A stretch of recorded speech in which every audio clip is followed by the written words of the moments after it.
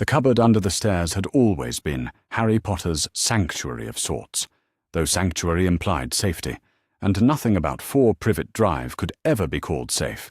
Not for him, anyway. The cramped space, barely large enough for a grown man to crouch in, had served as his bedroom for nearly 11 years, its walls pressing close like the embrace he'd never received from the people who were supposed to care for him.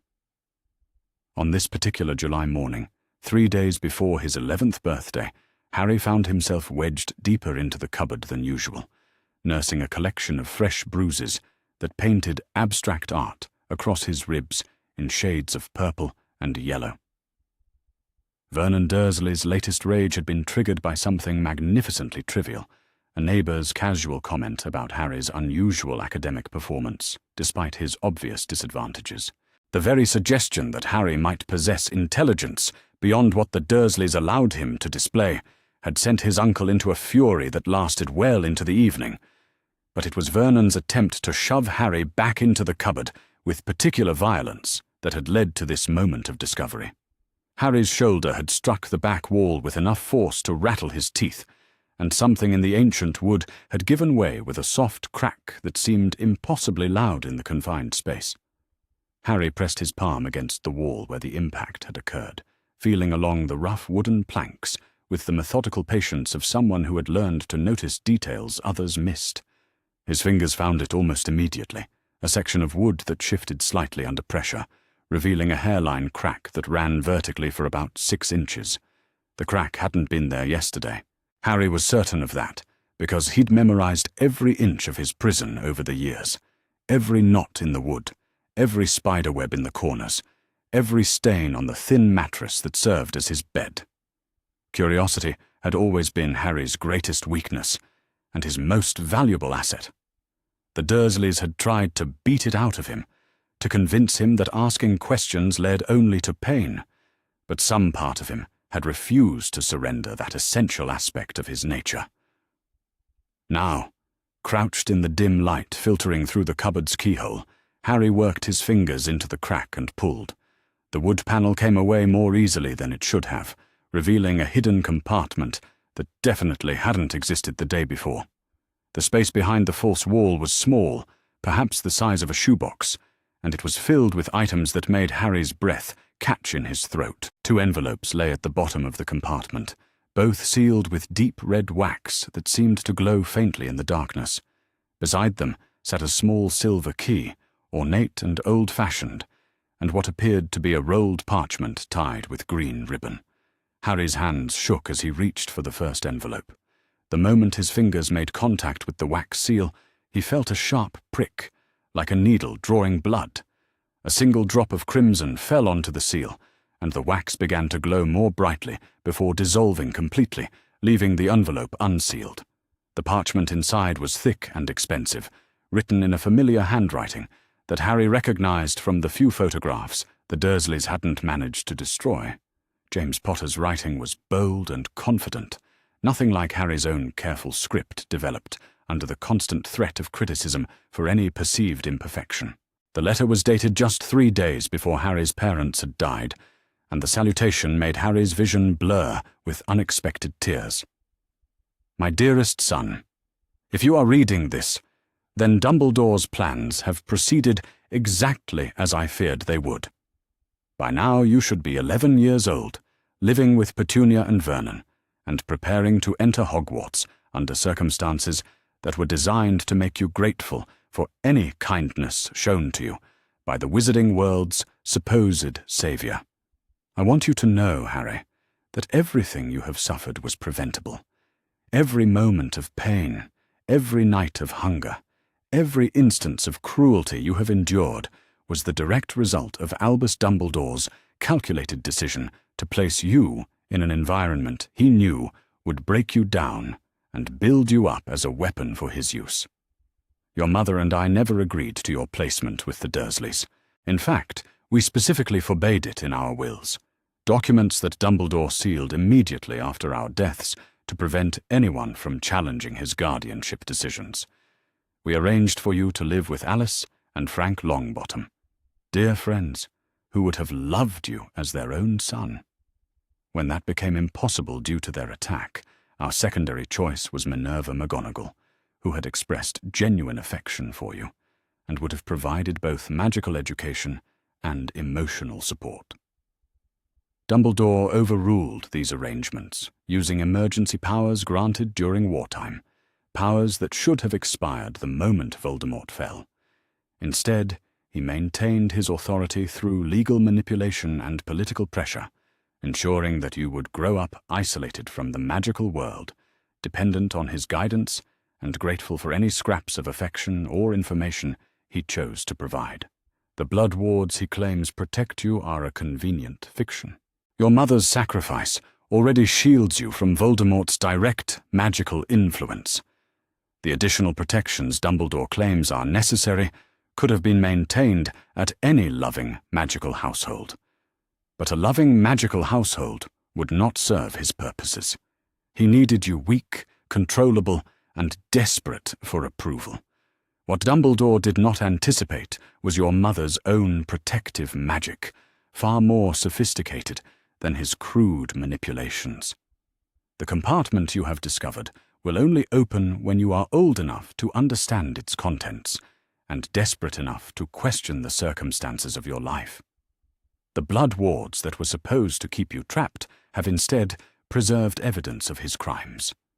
The key you have found will grant you access to a vault at Gringotts that Dumbledore does not know exists. A vault your mother created specifically to provide you with resources independent of his control. The goblins have been waiting for you, Harry, and they know the full extent of his financial manipulations. The money he has been withdrawing from your main vault, supposedly for your care and education, has never reached you. Instead, it has funded his political activities and personal projects while you suffered in poverty. But the money is the least of his crimes. He has been monitoring you constantly through various means, fully aware of your treatment at the hands of the Dursleys, and he has made the deliberate choice to allow your abuse to continue because it serves his greater plan. Every time you have shown signs of powerful magic, every time you have demonstrated intelligence or independence, reports have been filed and strategies have been adjusted to ensure your continued isolation and dependence. The second envelope contains your mother's own letter to you, along with documentation of Dumbledore's crimes that will be legally admissible in any magical court.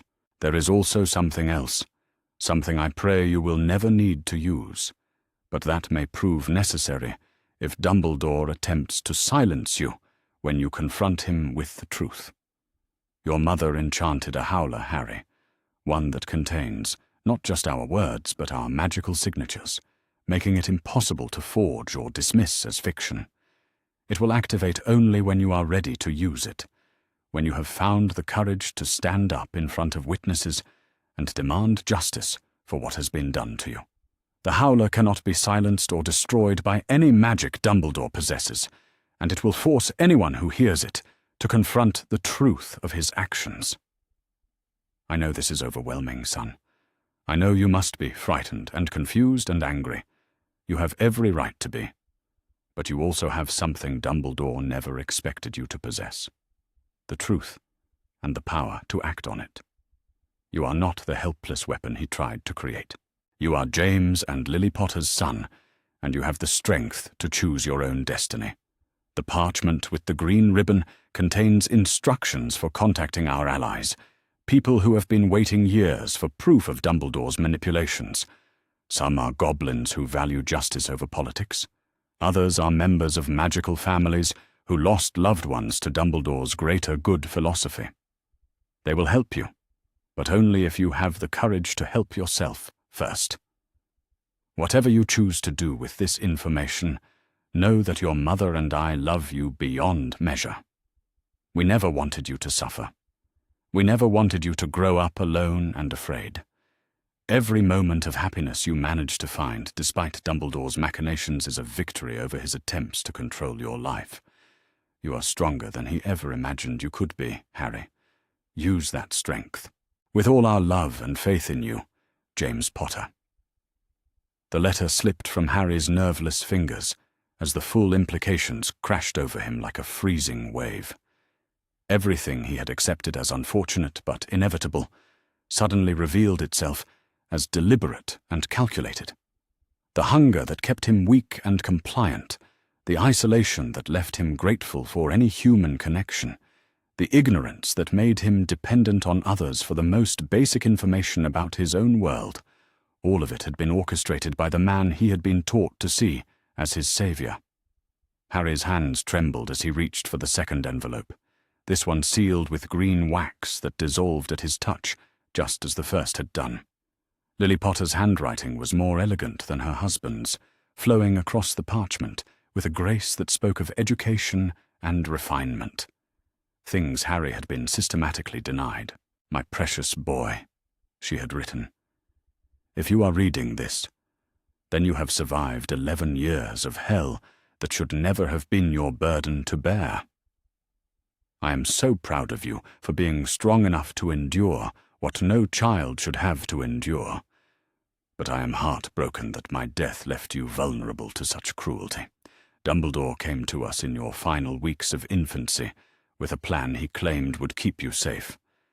He spoke of blood wards and sacrifice magic, of the necessity of placing you with my sister to maintain protective charms that would shield you from Voldemort's followers. What he did not tell us, what we discovered through our own research and questioning, was that these protections were not dependent on Petunia's goodwill or even her presence. They could have been maintained anywhere you felt loved and secure. When we confronted him with our findings, when we demanded he explain why you could not live with the Longbottoms or McGonagall or any of the dozens of magical families who had offered to take you in, his mask slipped. For just a moment, we saw the cold calculation behind his grandfatherly facade. You were not a child to be protected in his mind, Harry. You were a resource to be managed, a weapon to be forged through precise application of hardship and isolation. We began making plans immediately. Your father was better with the confrontational aspects, gathering allies and evidence, while I focused on protective magic and contingency planning. This compartment is one result of that planning, warded to remain hidden until you were old enough to need it and desperate enough to search for answers. I have watched you in dreams, my darling boy, watched you grow up strong and kind despite everything they have put you through. You have your father's courage and my stubborn refusal to accept injustice, and you will need both in the days ahead. When you finally confront Dumbledore with proof of his crimes, he will try to convince you that everything was necessary, that your suffering served a greater purpose. Do not let him manipulate you with guilt or fear. The documentation I have gathered proves that safer alternatives existed for your care and protection. It shows the financial irregularities, the illegal monitoring, the deliberate isolation, all of it carefully planned and ruthlessly executed. More importantly, it provides you with legal standing to challenge his authority and demand accountability. But evidence alone will not be enough. Dumbledore's political power runs deep, and he has allies who will support him even in the face of overwhelming proof of his crimes. You will need to be strategic, to choose your moment and your audience carefully. The Howler your father mentioned is designed to be used in a public setting, before witnesses who cannot be silenced or bribed.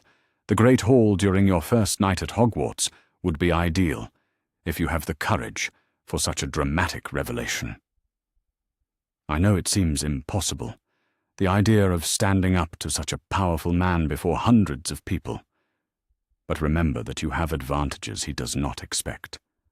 You know the truth while he believes you remain ignorant.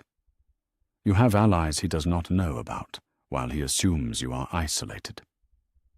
Most importantly, you have the moral authority of someone who has been wronged and refuses to accept that wrong in silence. Whatever path you choose, know that your father and I will be with you in spirit. We believe in you, Harry. We believe in your strength, your intelligence, and your fundamental goodness. Dumbledore tried to break you, but he only made you stronger. Use that strength to choose your own destiny. All my love, always. Mother Harry sat in the dim light of his cupboard for a long time, after finishing his mother's letter, the words swimming in his vision as tears he had held back for years finally found their release. The pain in his chest had nothing to do with Vernon's fists, and everything to do with the magnitude of betrayal revealed in those carefully written pages. 11 years of suffering that could have been prevented. 11 years of hunger and fear and loneliness, all carefully orchestrated by the man the wizarding world trusted above all others. The realization should have broken him, but instead, Harry found himself filling with something he had rarely been allowed to feel. Righteous anger. The parchment tied with green ribbon contained exactly what his parents had promised, detailed instructions for contacting allies who had been waiting for proof of Dumbledore's crimes, names, addresses, specific phrases that would identify Harry as James and Lily Potter's son, and trigger protective protocols that had been established before his birth. The list included several high-ranking goblins at Gringotts, a few members of the Wizengamot who had opposed some of Dumbledore's wartime decisions, and surprisingly, Augusta Longbottom, whose son and daughter-in-law had been Harry's intended guardians. But it was the final item in the hidden compartment that made Harry's hands shake with anticipation and terror in equal measure. The Howler looked innocuous enough, just a red envelope with his name written across the front in his father's bold handwriting. But when Harry touched it, he could feel the magical power thrumming within, a culmination of his parents' love and anger and determination to protect their son even from beyond death. The envelope grew warm under his touch, and words appeared across its surface in shimmering silver script. To be opened only when you are ready to demand justice before witnesses. Choose your moment carefully, my son. Once activated, there can be no turning back. Harry set the Howler aside with reverent care and reached for the silver key his mother had mentioned.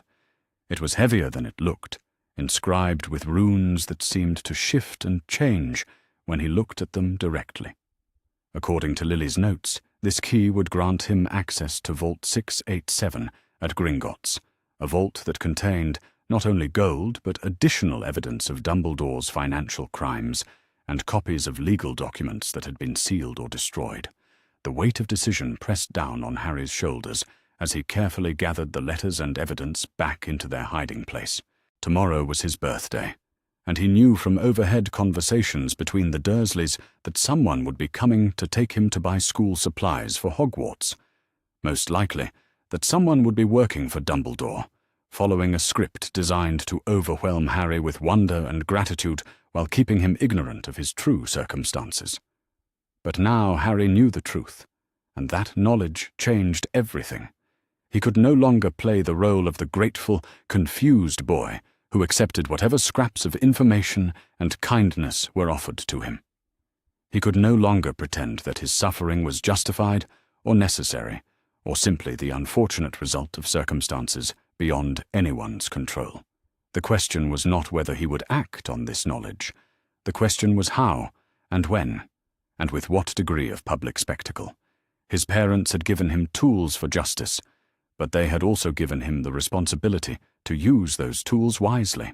Harry closed his eyes and imagined himself standing in the great hall at Hogwarts, surrounded by hundreds of students and teachers, holding that red envelope, while Dumbledore sat at the head table in his flowing robes and ridiculous hat. The image should have terrified him. Instead, it filled him with a fierce anticipation that was entirely new to his emotional experience. For the first time in his life, Harry Potter had something more powerful than hope. He had purpose and evidence, and the unshakable certainty that justice delayed was justice denied. The cupboard under the stairs had always been his prison, but as Harry carefully sealed the hidden compartment and settled back onto his thin mattress, he realized it had also become the birthplace of his revolution. Tomorrow, his 11th birthday, would mark not just another year of survival, but the beginning of his transformation from victim to avenger. Dumbledore had created a weapon, just as he had intended. He simply had no idea that the weapon would be pointed directly at him. The arrival of the Ministry Task Force at Hogwarts came with all the ceremonial pomp and bureaucratic theatre that Cornelius Fudge could muster. But beneath the formal protocols and official procedures lay a desperate attempt to contain a political crisis that threatened to destroy careers and reshape the entire structure of magical governance in Britain. The Minister of Magic had spent a sleepless night, fielding urgent communications from political allies, international observers, and increasingly panicked advisors who understood that Harry Potter's revelations could topple governments as easily as they had destroyed Dumbledore's reputation. Harry watched the procession of ministry officials from his position at the window of Augusta Longbottom's guest quarters, noting the careful choreography of their arrival and the obvious tension in their movements. Fudge himself led the delegation, his lime-green bowler hat slightly askew, and his normally florid complexion pale with strain. Behind him came a collection of department heads, senior bureaucrats, and what appeared to be several auras whose presence suggested the ministry was prepared for the possibility of resistance or unrest. But it was the figure bringing up the rear of the official procession who commanded Harry's closest attention. Dolores Umbridge walked with the precise, measured steps of someone who understood that political survival depended on maintaining perfect control over every aspect of one's public presentation. Her pink cardigan and decorative bow seemed almost aggressively cheerful against the grey morning sky, but Harry had learned enough about political theatre during his weeks with the goblins to recognize a carefully constructed image designed to project harmless competence rather than threatening authority. The ministry's strategy was becoming clear as Harry observed their deployment throughout the castle grounds. This was not primarily an investigation into criminal wrongdoing, despite the overwhelming evidence of Dumbledore's crimes. This was a damage control operation designed to minimize the political fallout while creating the appearance of thorough official response to legitimate concerns. A soft knock interrupted Harry's analysis of ministry tactics, and he turned to find Hermione entering with an expression that mixed excitement with carefully controlled anger. She carried a thick folder of parchment that Harry immediately recognized as documentation related to the student organizational efforts that had been ongoing since the previous evening. "Harry," Hermione said without preamble, "we need to discuss what's happening with the ministry investigation and why their approach suggests they're more interested in protecting the existing power structure than achieving actual justice for what was done to you." She moved to the table near the window and began spreading out copies of official communications that the student network had apparently intercepted or obtained through their various family connections within the magical bureaucracy. "These are internal ministry memoranda discussing strategies for managing the political crisis created by your revelations," Hermione explained, with obvious disgust. "They're not talking about how to investigate Dumbledore's crimes or prevent similar abuses in the future. They're discussing how to limit the scope of any official inquiry and minimize damage to ministry officials who were complicit in enabling the systematic neglect you experienced." Harry leaned forward to examine the documents Hermione had obtained, feeling his anger build as he read through communications that treated his 11 years of suffering as nothing more than an inconvenient political complication that needed to be managed rather than a serious crime that demanded justice. One memorandum in particular caught his attention, written by Cornelius Fudge himself and addressed to his senior advisors. "The Potter situation requires careful handling to prevent unnecessary destabilization of public confidence in established institutions. While certain administrative irregularities may have occurred, we must avoid creating the impression that fundamental reforms are necessary or that senior ministry personnel were aware of any systematic problems." Harry looked up from the documents to meet Hermione's furious gaze. "They're planning to treat this as an isolated incident involving only Dumbledore, rather than acknowledging the institutional failures that enabled his crimes to continue for 11 years. "Exactly," Hermione confirmed. "And they're already preparing to offer you some kind of financial settlement and public apology that they hope will convince you to accept a limited investigation rather than demanding full accountability from everyone who was complicit in your abuse." The cynical calculation behind this approach was breathtaking in its arrogance, Harry realized. The ministry officials apparently believed they could buy his silence and cooperation with money and symbolic gestures, while preserving the very systems that had enabled his suffering to continue unchecked.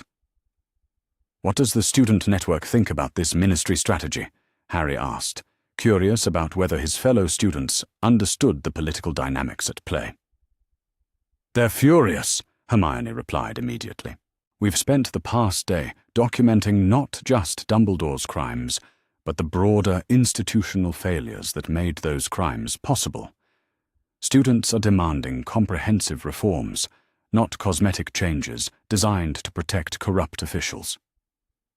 She pulled out another set of documents, these ones bearing the signatures of hundreds of Hogwarts students from all 4 houses and multiple year levels.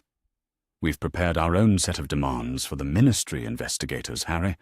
Comprehensive review of magical education policies, independent oversight of child welfare within schools, mandatory reporting requirements for faculty who observe signs of abuse, student representation on governing bodies, and full transparency in the investigation of all officials who enabled Dumbledore's crimes to continue."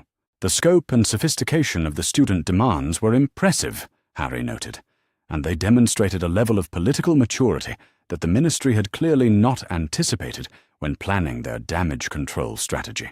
Their conversation was interrupted by another knock, this one announcing the arrival of Neville Longbottom, accompanied by several older students whose expressions suggested they bore news of significant developments in the ongoing crisis.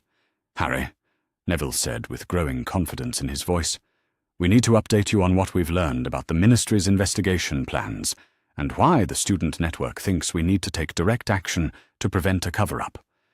He was accompanied by Susan Bones, whose family connections to the Department of Magical Law Enforcement had apparently provided valuable intelligence about official strategy and priorities. "My Aunt Amelia is trying to conduct a legitimate investigation," Susan reported with obvious frustration, "but she's being undermined by direct orders from Minister Fudge to limit the scope of her inquiry and avoid any findings that might implicate senior ministry officials in enabling Dumbledore's crimes." "What kind of limitations are being imposed?" Harry asked, though he suspected the answer would confirm his worst fears about the ministry's commitment to actual justice. "They've been told to focus exclusively on Dumbledore's actions and avoid investigating how ministry policies and oversight failures enabled those actions to continue unchecked," Susan explained.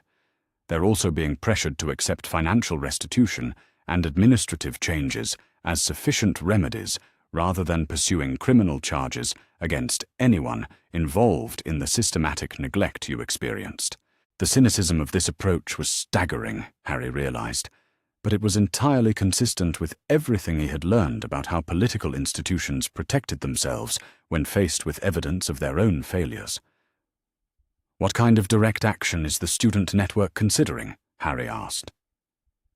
"That's where things get interesting," said Luna Lovegood, who had drifted into their conversation with her characteristic ethereal expression that Harry was learning often concealed sharp practical intelligence. "The students are planning to refuse cooperation with any ministry investigation that doesn't meet our demands for comprehensive reform and full accountability." She pulled out what appeared to be a carefully organized list of specific actions the student body was prepared to take. "We're organizing a complete boycott of official interviews and testimony until the ministry agrees to expand the scope of their investigation to include all officials who enabled Dumbledore's crimes. We're also preparing to take our evidence directly to international magical authorities if the British ministry continues trying to limit accountability to Dumbledore alone." The strategic sophistication of the student response impressed Harry enormously, but it also raised concerns about potential retaliation from ministry officials who might feel threatened by such organized resistance to their authority. "Are the students prepared for the consequences of refusing cooperation with an official ministry investigation?" Harry asked.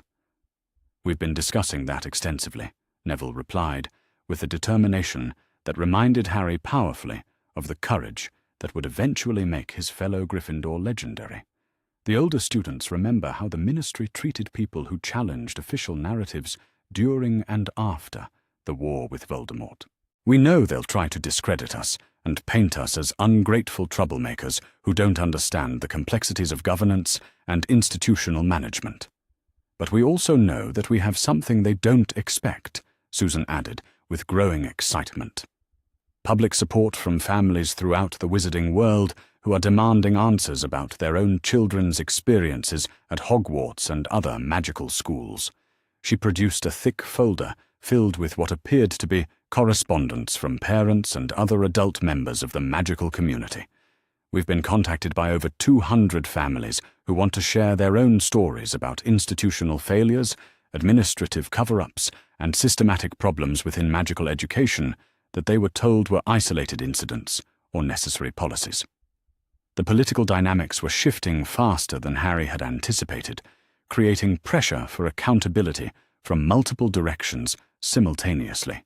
The Ministry's attempt to limit the investigation to Dumbledore alone was being undermined by organized student resistance and growing public demand for comprehensive institutional reform. Their planning session was interrupted by the arrival of Ministry officials themselves, led by Dolores Umbridge, whose saccharine smile seemed even more artificial than usual as she surveyed the group of students who had clearly been engaged in serious organizational activities. "Mr. Potter," Umbridge said in her girlish voice that managed to sound both patronizing and threatening, "Minister Fudge has asked me to speak with you about the investigation procedures and to assure you that the Ministry takes these allegations very seriously indeed." Harry studied Umbridge's face with the analytical precision he had learned during his goblin training, noting the careful calculation behind her seemingly innocent demeanor. This woman was dangerous in ways that Dumbledore had never been, because her motivations were purely institutional rather than personal. "Professor Umbridge," Harry replied with careful courtesy, "I appreciate the Minister's concern, but I should mention that any investigation that doesn't address the systematic institutional failures that enabled Professor Dumbledore's crimes will be inadequate to achieve the justice that the situation demands." Umbridge's smile never wavered, but Harry caught a flicker of something harder in her eyes as she processed his response. "Mr. Potter, I'm sure you understand that investigations of this complexity require careful management to ensure that all relevant evidence is properly evaluated and that conclusions are based on facts rather than emotional reactions to unfortunate circumstances." The barely concealed condescension in her tone was clearly intended to remind Harry of his age and supposed lack of sophisticated understanding about political realities. But Harry had spent weeks learning about institutional manipulation from goblins who had been observing such tactics for centuries. "Professor Umbridge," Harry said with quiet intensity, "I have documentation proving that Ministry officials were aware of my situation and chose to ignore clear evidence of abuse because intervention would have been politically inconvenient. Any investigation that doesn't address that institutional complicity will be seen as a cover-up rather than genuine accountability." The directness of Harry's challenge clearly surprised Umbridge, whose smile finally faltered as she realized that the grateful, confused child she had expected to encounter had been replaced by someone with sophisticated understanding of political dynamics and access to evidence that could destroy careers. "Mr. Potter, I think perhaps you don't fully understand the complexities involved in these matters," Umbridge said, with less sweetness in her voice. "The Ministry has procedures for handling sensitive investigations, and I'm sure that once you've had time to consider the situation more carefully, you'll appreciate the wisdom of working within established channels rather than making inflammatory public accusations." But Harry was no longer the manipulable child that Ministry officials expected to encounter. The weeks of education and preparation under Goblin guidance had given him not just knowledge, but confidence, and he used both as he faced down one of the Ministry's most accomplished political operators. "Professor Umbridge," Harry replied with calm authority, "I've had 11 years to consider my situation quite carefully. I understand that the Ministry would prefer to limit this investigation to Professor Dumbledore alone and avoid addressing the institutional failures that enabled his crimes to continue. But the student body has decided that such a limited approach would be inadequate, and we're prepared to take our evidence directly to international authorities if the British Ministry continues trying to minimize accountability." The mention of international involvement clearly alarmed Umbridge, whose political instincts would have immediately recognized the threat this represented to ministry authority and British magical sovereignty over domestic institutional matters. Mr. Potter, surely you don't want to create an international incident over what are fundamentally internal British magical community concerns? Umbridge said, with barely concealed panic beneath her continued attempts at sweet reasonableness. Professor Umbridge, what I want is justice for 11 years of systematic abuse and institutional neglect. If the British ministry is committed to providing that justice through comprehensive investigation and meaningful reform, then we can work together productively. If the ministry is only interested in protecting corrupt officials and minimizing political embarrassment, then we'll find other venues for achieving accountability. The confrontation was interrupted by the arrival of additional figures who immediately shifted the power dynamics in the room. Amelia Bones entered with the brisk efficiency that had made her one of the most respected figures in magical law enforcement, followed by several auras whose presence suggested official rather than merely diplomatic purposes. "Miss Umbridge," Madame Bones said, with barely concealed irritation, "I need to speak with Mr. Potter about his testimony and evidence without interference from ministry political personnel who might have conflicts of interest in this investigation." The tension between the two ministry officials was immediately apparent, and Harry realized that the bureaucratic infighting he had expected was already beginning as different departments struggled to control the narrative and protect their own interests. "Amelia," Umbridge said with strained sweetness, "I'm sure we can coordinate our approaches to ensure that Mr. Potter receives appropriate guidance about the complexities of these proceedings." "Miss Umbridge," Madame Bones replied with cutting precision, "Mr. Potter is the victim of systematic crimes that may have involved multiple government agencies and officials. He doesn't need guidance about how to minimize the political impact of his testimony. He needs protection from further institutional abuse and assurance that his evidence will be thoroughly investigated, regardless of where that investigation leads." The exchange was enlightening for Harry, as it revealed the fault lines within the ministry that his revelations had created. Officials like Amelia Bones, who genuinely cared about justice and accountability, were now in direct conflict with political operators like Umbridge, whose primary concern was protecting institutional authority and minimizing damage to established power structures. "Madame Bones," Harry said respectfully, "I have comprehensive documentation of crimes and institutional failures spanning 11 years. I'm prepared to provide full testimony and evidence, but only as part of an investigation that addresses all aspects of how these crimes were enabled and perpetuated by system-wide failures." He gestured toward the students who had gathered around him during the confrontation with Umbridge. "The student body has also prepared extensive testimony about related institutional problems that demonstrate this wasn't an isolated incident, but part of a broader pattern of abuse and negligence within magical education." Madame Bones nodded with obvious approval as she surveyed the organized student network that had formed around Harry's cause. "Mr. Potter, I can assure you that the Department of Magical Law Enforcement is committed to a thorough investigation that follows the evidence wherever it leads, regardless of political considerations or institutional embarrassment." She fixed Umbridge with a stare that could have melted steel. "Any attempts to interfere with that investigation or limit its scope will be met with appropriate legal consequences, regardless of the seniority or political connections of the individuals involved."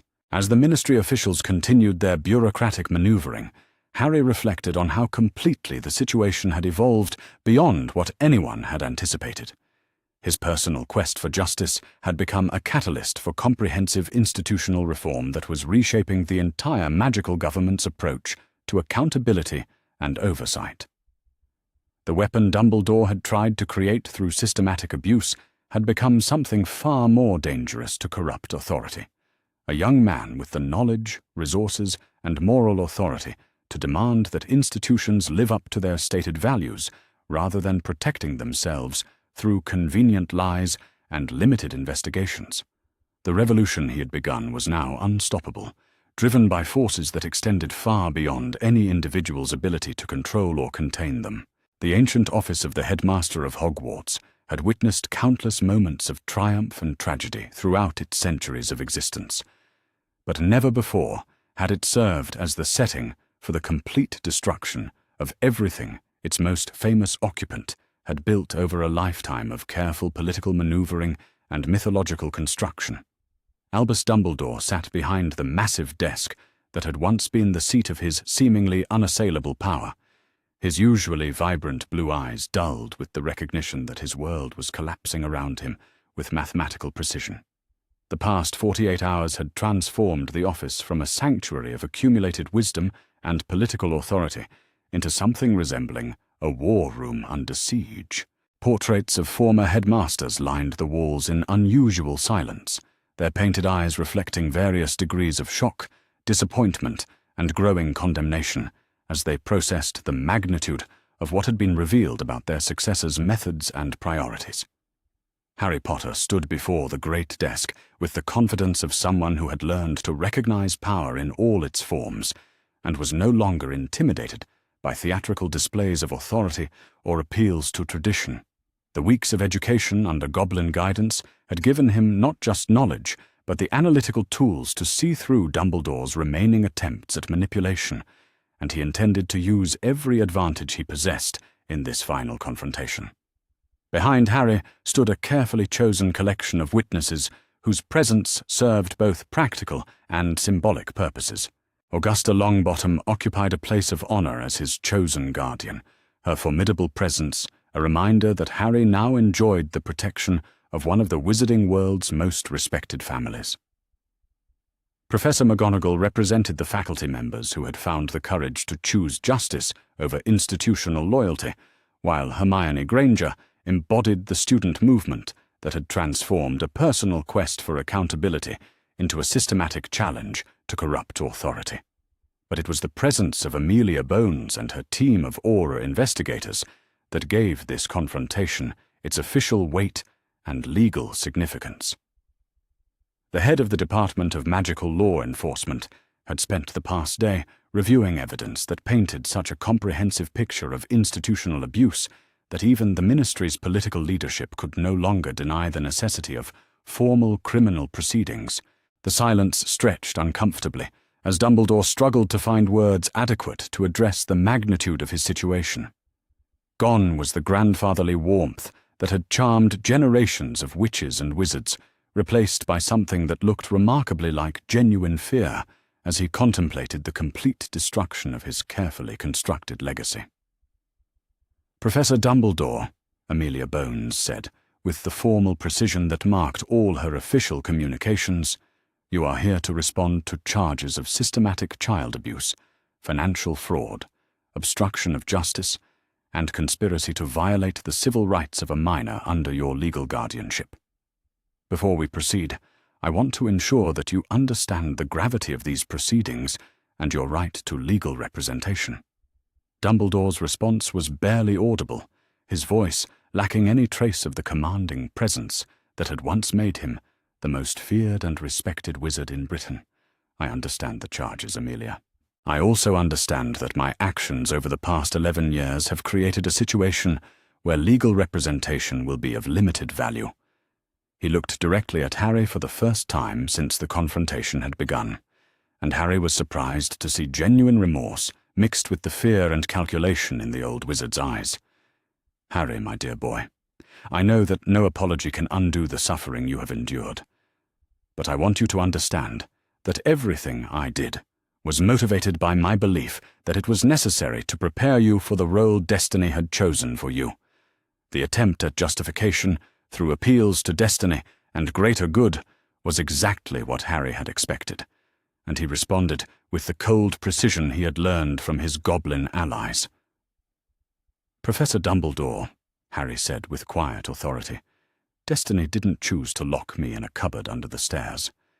Destiny didn't choose to steal 50,000 galleons from my trust vault while I wore rags and ate scraps. Destiny didn't choose to suppress medical reports documenting my abuse while you told the world I was being properly cared for." Harry stepped closer to the desk, his young voice carrying a weight of moral authority that made everyone in the room understand why the Goblin Nation had chosen to ally themselves with his cause. You made those choices, Professor Dumbledore. You orchestrated my suffering because you believed it would make me more compliant and easier to manipulate when the time came to use me as a weapon in your war against Voldemort. Dumbledore's composure finally cracked completely as he confronted the systematic nature of Harry's accusations and the impossibility of denying evidence that had been verified through multiple independent sources. His shoulders sagged visibly as the weight of his crimes settled upon him like a physical burden. "You're right, Harry," Dumbledore admitted, with a voice that seemed to age years in the course of a single sentence. "I convinced myself that your suffering was necessary, that creating a grateful and dependent child would serve the greater good when the final confrontation with Tom came. I told myself that the ends would justify the means, that saving the wizarding world from another dark age was worth the price of one boy's happiness and security. The confession was everything Harry had hoped to achieve, but hearing it spoken aloud by the man who had orchestrated 11 years of systematic abuse was more emotionally complex than he had anticipated. This wasn't the cruel satisfaction of revenge, but the deeper fulfillment that came from finally forcing someone to acknowledge the full scope of their crimes. "Professor Dumbledore," Augusta Longbottom interjected with ice in her voice, "you speak of the greater good as if your personal interpretation of necessity gave you the right to torture a child for over a decade. What gives any individual the authority to make such calculations with another person's life?" Dumbledore turned to face Augusta with obvious difficulty, recognizing that he was confronting someone whose moral authority was unquestionable and whose political influence could no longer be dismissed through bureaucratic maneuvering. "Augusta, you're absolutely correct to condemn my actions," Dumbledore said with painful honesty. "I allowed my fear of Tom's return and my guilt over past failures to cloud my judgment about what was acceptable in the name of protecting our world. I became so focused on preventing another war that I lost sight of the individual human cost of my strategies. But it was Professor McGonagall whose reaction proved most devastating to whatever remained of Dumbledore's composure. The woman who had served as his deputy for decades stepped forward, with tears streaming down her face and fury blazing in her eyes. "Albus," McGonagall said, with a voice that shook with emotion, "I brought you evidence of Harry's abuse for 11 years. 11 years of documentation, photographs, witness testimony, everything you needed to understand that your supposed protection was destroying the very child you claimed to be saving." She pulled out the leather-bound journal that contained her meticulous observations and threw it onto the desk with enough force to make several objects jump. "Every time I begged you to intervene, every time I showed you proof that Harry was suffering, you dismissed my concerns and told me to trust your superior wisdom about magical protections and destiny." McGonagall's voice grew stronger as she continued her condemnation. "You didn't make a series of difficult decisions based on incomplete information, Albus. You made a deliberate choice to prioritize your own strategic convenience over the welfare of a helpless child who had already lost everything that mattered to him. The systematic destruction of Dumbledore's remaining defenses continued as other witnesses stepped forward to contribute their own testimony to the growing catalogue of his crimes. House elves provided details about private conversations they had overheard, revealing the calculating nature of Dumbledore's decision-making process. Former Order of the Phoenix members shared correspondence that showed how donations intended to protect Harry had been diverted to fund political activities that had nothing to do with his welfare. But it was the arrival of an unexpected witness that provided the final devastating blow to any possibility of Dumbledore maintaining his innocence or claiming noble motivations for his actions. Severus Snape entered the office with the dramatic flair that characterized all his movements, but his usual sardonic expression had been replaced by something colder and more focused than Harry had ever seen. "Albus," Snape said, without preamble, I have spent years allowing my personal hatred of James Potter to blind me to what you were doing to his son. But I will not allow my own failures to prevent me from providing testimony about your true motivations and methods." Snape moved to stand beside Harry in a gesture of support that shocked everyone present, including Harry himself. The potions master's expression suggested that this alliance was as personally difficult for him as it was politically significant. "Professor Snape," Amelia Bones said with obvious interest, "what testimony can you provide about Professor Dumbledore's decision-making regarding Mr. Potter's care and protection?" Snape's response was delivered with the clinical precision he brought to his most complex potion recipes, each word chosen for maximum impact and accuracy. "Albus Dumbledore discussed his plans for Harry Potter with me on multiple occasions, always framing the boy's suffering as a necessary component of his preparation for confronting Voldemort. He spoke specifically about the psychological conditioning that would result from years of abuse and neglect, and how that conditioning would make Harry more willing to sacrifice himself when the prophecy demanded it. The clinical nature of Snape's testimony made Dumbledore's crimes seem even more monstrous, as it revealed the systematic psychological manipulation that had underlain every decision about Harry's placement and care. Did Professor Dumbledore ever express concern for Mr. Potter's immediate welfare, or consider alternative approaches that might have achieved the same protective goals without subjecting him to systematic abuse?" Amelia Bones asked. "Never," Snape replied without hesitation. "Every conversation I had with him about Potter focused on how the boy's experiences could be shaped to serve Dumbledore's strategic objectives. The possibility of treating Potter as a child, deserving of love and protection, rather than as a weapon to be forged through suffering, was never seriously considered."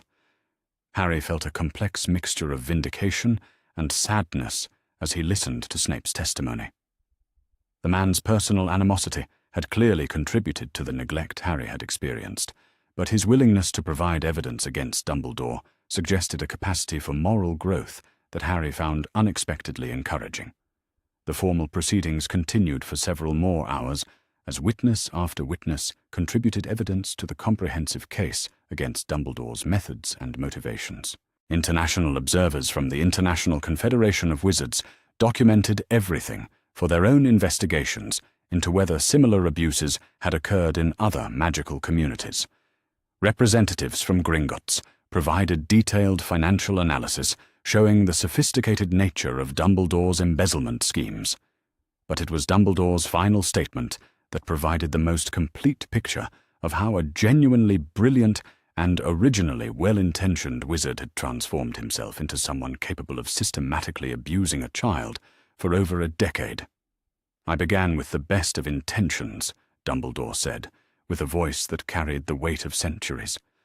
"I had witnessed the devastation that Tom Riddle could cause when he was young and charismatic and seemingly harmless. I was determined to prevent another such rise to power, no matter what sacrifices were required." He looked around the room at the faces of people who had once trusted and respected him, seeing only condemnation and disappointment reflected in their expressions. But somewhere in my determination to prevent another dark age, I lost sight of the individual human costs of my strategies. I began to see Harry not as a child deserving of love and protection, but as a strategic resource to be managed and shaped according to my understanding of what our world needed. Dumbledore's voice grew quieter as he approached the heart of his confession. I convinced myself that his suffering was temporary and necessary, that the benefits to the larger magical community justified the price one boy would pay. I created elaborate philosophical frameworks to rationalize decisions that I knew, in my deepest heart, were morally indefensible. The old wizard's final words carried a weight of self-condemnation that made even his harshest critics recognize the genuinely tragic nature of his fall from grace. I became the very thing I had spent my life fighting against, someone who believed that his superior wisdom gave him the right to sacrifice others for what he perceived to be the greater good. As the formal proceedings concluded, and Dumbledore was led away by aurors who would escort him to a ministry holding facility pending his trial, Harry felt a profound sense of completion mixed with unexpected sadness. The man who had orchestrated his suffering, as they walked through the corridors of Hogwarts toward an uncertain but hopeful future, Harry reflected on how completely his life had changed from the terrified child who had discovered his parents' letters in a hidden compartment beneath the stairs at Privet Drive. The weapon Dumbledore had tried to create through systematic abuse had become something far more dangerous to corrupt authority. A young man with the knowledge, resources, and moral authority to demand accountability from those who claimed to act in others' best interests. The revolution he had begun was now complete in its first phase, with justice achieved and truth revealed. But the harder work of building better institutions and creating systems that would prevent such abuses in the future was only just beginning.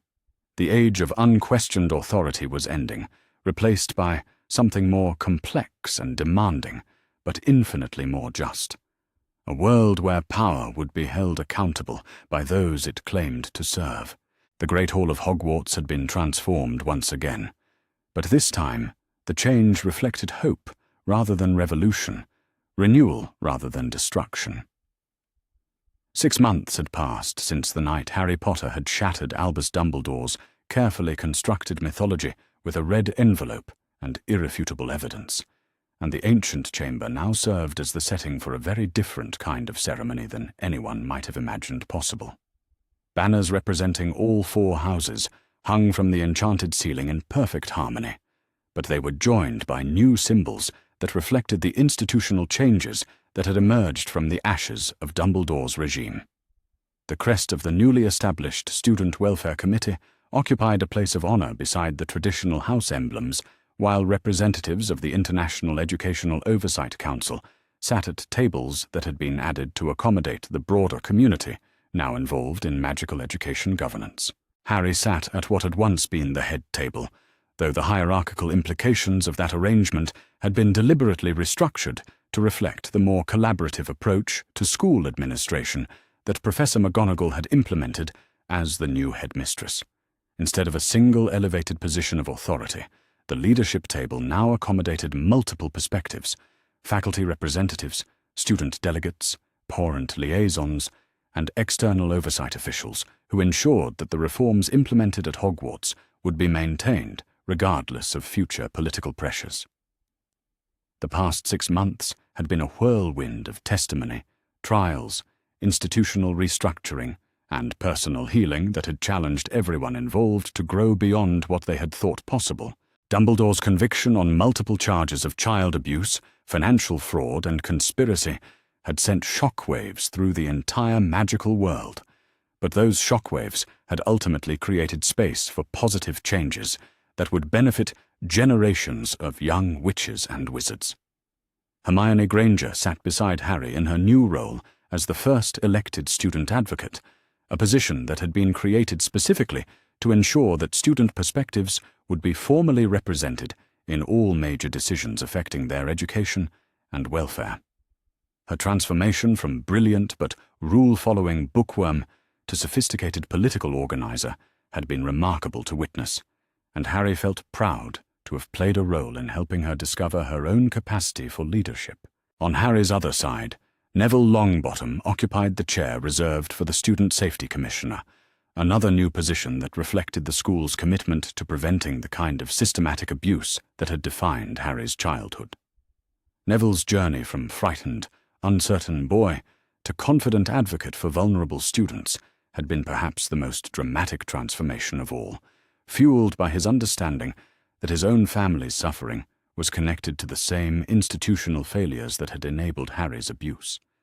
The ceremony they were gathered to witness represented the culmination of months of careful planning and negotiation between multiple stakeholders who had learned to work together despite their different perspectives and priorities.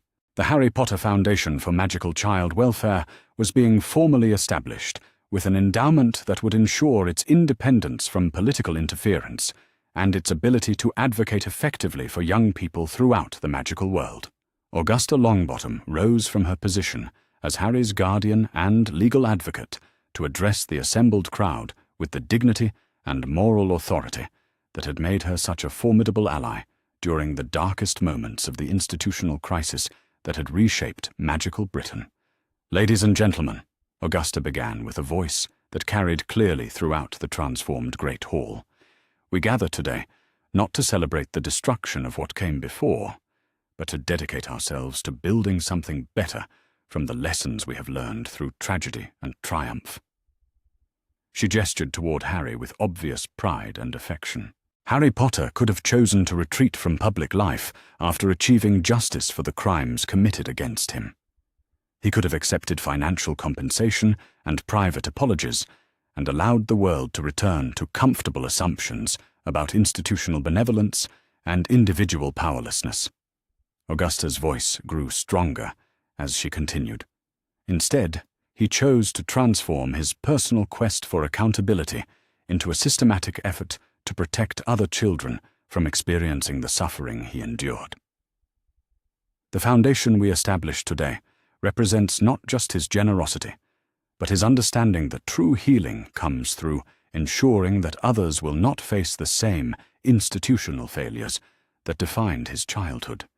Harry felt a complex mixture of emotions as he listened to Augusta's speech and observed the faces of the people gathered to witness this moment of institutional transformation.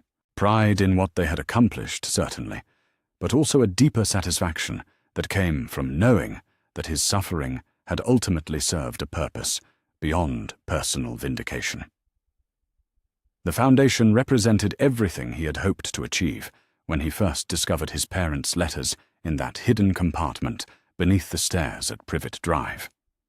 It would provide advocacy for abused magical children, oversight of educational institutions, resources for families struggling with bureaucratic indifference, and most importantly, a permanent institutional voice for those who might otherwise be silenced by powerful adults claiming to act in their best interests. Professor McGonagall rose to speak next, her transformation from reluctantly complicit deputy to passionate reform advocate serving as a powerful example of how institutions could change when individuals found the courage to prioritize justice over convenience. "The reforms we have implemented at Hogwarts over the past 6 months represent more than policy changes," McGonagall declared with the same authority she had once used to maintain classroom discipline. "They represent a fundamental shift in how we understand the relationship between those who hold power and those who are subject to that power." She gestured toward the mixed seating arrangements that had replaced the traditional hierarchical structure of school ceremonies. Students now sit alongside faculty, not as subordinates receiving instruction, but as partners in the educational process whose perspectives and experiences are valued equally with adult expertise and institutional authority. McGonagall's voice carried deep conviction as she outlined the specific changes that had emerged from the crisis. Mandatory reporting requirements ensure that signs of abuse or neglect cannot be ignored or rationalized away by adults who prioritize institutional reputation over child welfare. Independent oversight committees provide external review of disciplinary decisions and resource allocation. Student representation on governing bodies ensures that those most affected by educational policies have direct input into how those policies are developed and implemented. But perhaps most importantly, McGonagall continued, "We have established the principle that institutional loyalty must never override moral obligations to the vulnerable people in our care. The tragedy of Albus Dumbledore's fall from grace serves as a permanent reminder that even the most respected leaders can become corrupted when they lose sight of the individual human costs of their decisions." The ceremony continued with statements from various representatives of the organizations and institutions that had committed to supporting the Foundation's work. Griphook spoke on behalf of the Goblin Nation, whose alliance with Harry had proven crucial during the darkest moments of his confrontation with institutional power. Representatives from magical schools throughout Europe pledged cooperation with oversight efforts and information sharing about best practices for student welfare. But it was the surprise appearance of several former members of Dumbledore's Order of the Phoenix that provided the most emotionally complex moment of the entire ceremony. These were people who had trusted and followed the fallen headmaster for decades, whose entire understanding of heroism and sacrifice had been shattered by learning the truth about his treatment of Harry. Kingsley Shacklebolt stepped forward as their spokesperson, his deep voice carrying the weight of hard-learned wisdom about the dangers of unquestioned loyalty to charismatic leaders. "We came here today to apologize publicly for our failure to question Albus Dumbledore's decisions about Harry Potter's care and protection," Shacklebolt said with obvious difficulty.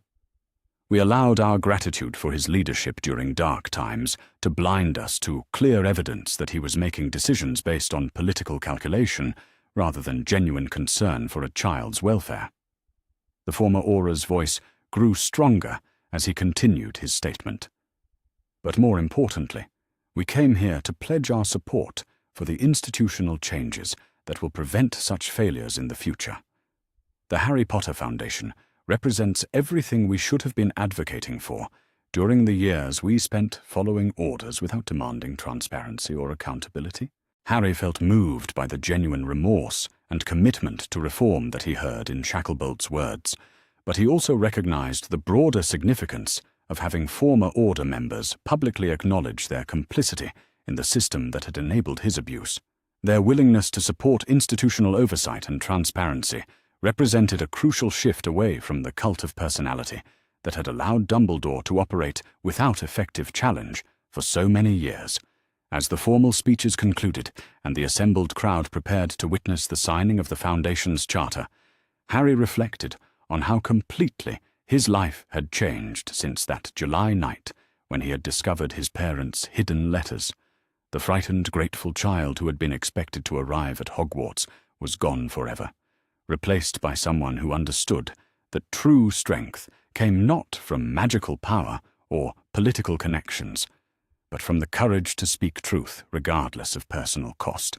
Luna Lovegood approached the podium with her characteristic ethereal grace, but her words carried a practical wisdom that had proven invaluable during the months of institutional restructuring. "The foundation we established today exists because Harry Potter chose to transform his pain into purpose," Luna said in her soft, musical voice. "But its continued success will depend on all of us maintaining the courage to challenge authority when that authority fails to serve those it claims to protect." She turned to face Harry directly, her dreamy expression replaced by something more focused and determined. "The revolution you began with a red envelope and a willingness to speak uncomfortable truths has shown us that institutional change is possible when ordinary people find extraordinary courage to demand accountability from those in power." Harry rose to sign the Foundation Charter with a sense of profound completion mixed with excited anticipation for the work that lay ahead. The document represented more than legal formalities and financial commitments. It embodied a promise that future generations of magical children would grow up in a world where their welfare mattered more than adult convenience or institutional reputation. As he signed his name beside those of the other founding members, Harry thought about his parents and the sacrifice they had made to protect him from Voldemort's immediate threat. They could never have imagined that their son would need protection from the very people they had trusted to keep him safe. But their letters had ultimately provided him with everything necessary to achieve justice and create lasting change. The ceremony concluded with the establishment of the Foundation's first major initiative, a comprehensive review of magical educational institutions throughout Britain and Europe, designed to identify and address systematic problems before they could cause the kind of widespread harm that Dumbledore's regime had inflicted on countless students over the decades. Hermione took the lead in outlining the methodology that would guide these reviews, her analytical intelligence now focused on creating systems that would prevent abuse rather than simply documenting it after the fact. Student survey protocols, faculty accountability measures, financial transparency requirements, and independent oversight mechanisms would ensure that no future headmaster or administrator could operate with the kind of unchecked authority that had enabled Dumbledore's crimes. As the crowd began to disperse, and participants moved to smaller gatherings for more detailed planning discussions, Harry found himself in conversation with several of his former classmates who had chosen to delay their traditional post-Hogwarts paths in order to contribute to the institutional reform efforts that had emerged from the crisis. Susan Bones had postponed her planned career in magical law enforcement to serve as the Foundation's first director of student advocacy, while Dean Thomas had discovered a talent for organizing community support networks that proved invaluable in helping other abuse survivors find resources and solidarity. "We've created something that will outlast all of us," Susan observed as they watched the various working groups form and begin their discussions of specific implementation strategies. "Even if future generations forget the details of what Dumbledore did to you, the systems we're building will continue protecting children who might otherwise fall through the cracks." Harry nodded, feeling satisfied that his personal quest for justice had evolved into something much larger and more enduring than individual vindication. The Foundation would continue advocating for vulnerable young people long after the particular circumstances of his own abuse had faded from public memory. But it was his conversation with Draco Malfoy that provided perhaps the most unexpected perspective on how the events of the past year had reshaped not just institutions, but individual understanding of power and responsibility. "Potter," Malfoy said with uncharacteristic directness, "I want you to know that watching you challenge Dumbledore's authority taught me something important about the difference between strength and cruelty, between leadership and manipulation." The Slytherin's usual arrogance had been replaced by something approaching genuine humility as he continued. "My family raised me to believe that power meant the ability to control others, and that strength meant never admitting weakness or uncertainty. But you showed me that real power comes from the courage to speak truth, even when that truth is inconvenient for those in authority." Harry studied Draco's face with interest, noting the obvious internal struggle between his upbringing and his growing understanding of more ethical approaches to influence and leadership. "What are you planning to do with that understanding?" Harry asked. Draco's response surprised him with its thoughtfulness and apparent sincerity. "I'm going to spend the next few years learning how to use my family's political connections to support institutional reform, rather than maintaining systems that benefit people like us at the expense of everyone else. Your Foundation will need allies within traditional power structures if it's going to achieve lasting change." As evening approached and the formal ceremonies gave way to more intimate gatherings of friends and allies, Harry found himself walking through the corridors of Hogwarts with Augusta Longbottom, reflecting on how completely their relationship had transformed both their lives. "Harry," Augusta said with obvious affection, "I want you to understand that adopting you was not an act of charity or obligation. You brought purpose and meaning to my life at a time when I had begun to wonder whether the battles of my generation had accomplished anything lasting." She paused beside a window that looked out over the grounds where students were enjoying the freedom to organize and advocate for their own interests without fear of administrative retaliation. "Watching you find the courage to challenge institutional authority, despite everything you had suffered, reminded me that the fight for justice never ends. It simply passes from one generation to the next. You have shown all of us what it means to transform personal pain into public purpose." Harry felt overwhelmed by the depth of gratitude and love in Augusta's voice, emotions that were still somewhat foreign to him after 11 years of systematic emotional deprivation. But he was learning to accept and even reciprocate these feelings as he built the kind of family relationships that Dumbledore had tried to prevent him from experiencing. As they reached the quarters that Harry would occupy during his remaining time at Hogwarts before beginning his adult life as a reformer and advocate, he reflected on how completely his understanding of home and family had changed over the past year.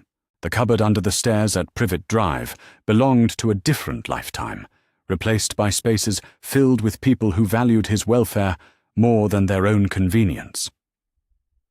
The weapon Dumbledore had tried to create through systematic abuse and manipulation had become something far more dangerous to corrupt authority.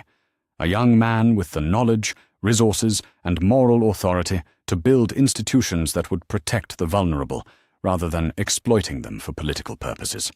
The revolution Harry had begun with his goblin allies was now complete in its first phase, but the harder and more important work of maintaining those changes and extending them to other institutions and communities was only just beginning. As he settled into sleep in a bed that belonged to him rather than being grudgingly provided by people who resented his existence, Harry Potter smiled with the satisfaction of knowing that his suffering had ultimately served a purpose beyond personal vindication. The age of unquestioned authority was ending, replaced by something more complex and demanding, but infinitely more just. A world where power would be held accountable by those it claimed to serve, and where no child would ever again be sacrificed on the altar of some adult's interpretation of the greater good.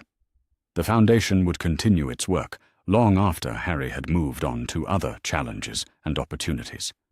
The systems they had built would protect future generations from the kind of institutional abuse that had defined his childhood. Most importantly, the example they had set would inspire others to find the courage to speak truth to power, whenever and wherever such courage was needed. The boy who had discovered his parents' letters in a hidden compartment beneath the stairs had become exactly what Dumbledore had feared most. Someone who understood that real change came not from following orders or accepting convenient lies, but from demanding that institutions live up to their stated values rather than protecting themselves at the expense of those they claimed to serve. The revolution was complete, but its legacy would endure for generations to come. The clock on the mantelpiece in the Dursley living room had just struck midnight when Harry Potter made his decision. 3 days had passed since his discovery of his parents' letters, 3 days of careful planning and meticulous preparation that had transformed him from a confused, frightened child into someone with purpose and unshakable resolve. Tonight, on his 11th birthday, Harry would begin the process of reclaiming his life. The house around him was silent, except for Vernon's thunderous snoring from the master bedroom upstairs.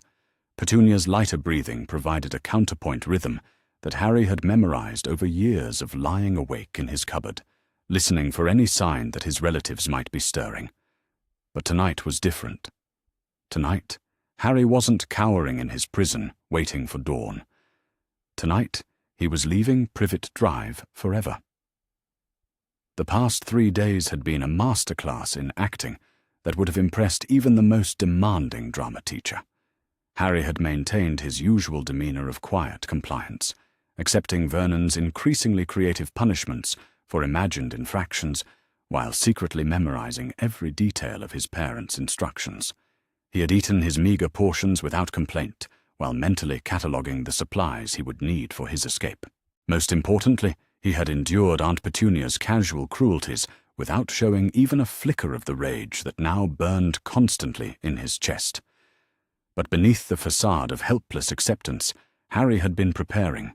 The silver key to his secret vault remained hidden in the loose floorboard he had carefully worked free in his cupboard, along with the precious letters that had changed everything. The Howler waited in its own special hiding place, wrapped in one of his father's old shirts that Petunia had never bothered to throw away, probably because it gave her satisfaction to know Harry was sleeping on fabric that had once belonged to the sister she despised. The instructions his mother had provided were remarkably detailed, covering everything from the specific phrases that would identify him to the goblins to the safest routes through London in the early morning hours. Lily Potter had clearly inherited the brilliant strategic mind that had made her such a formidable witch, and she had used every ounce of that intelligence to prepare for this possibility. Harry slipped out of the cupboard with practiced silence, his bare feet making no sound on the worn carpet of the hallway. Over the years, he had learned to move through the house like a ghost, avoiding the creaky floorboards and loose doorknobs that might alert the Dursleys to his presence. Now those same skills served a different purpose as he crept toward the front door, carrying nothing but the clothes on his back and the evidence of Dumbledore's crimes. The night air hit his face like freedom itself as Harry stepped onto Privet Drive for what he hoped would be the last time. The streetlights cast long shadows between the identical houses, and somewhere in the distance a dog barked once before falling silent. Harry had expected to feel afraid, venturing alone into a world he barely understood. But instead he felt lighter than he had in years. Every step away from number 4 was a step toward the truth. According to his mother's notes, the night bus could be summoned from anywhere in the wizarding world by simply holding out a wand hand. Since Harry didn't have a wand yet, she had provided an alternative, a small bronze coin enchanted to serve the same purpose when pressed firmly between both palms while stating a clear intention to travel. The coin had been hidden in the secret compartment along with everything else, just another gift from parents who had tried to prepare for every possible contingency. Harry found a shadowy spot between 2 parked cars and pulled out the coin, its surface warm despite the cool night air. He pressed it between his palms exactly as his mother had instructed and spoke clearly into the darkness. "I need transportation to Diagon Alley. I am Harry James Potter, son of James and Lily Potter, and I claim sanctuary under ancient goblin law."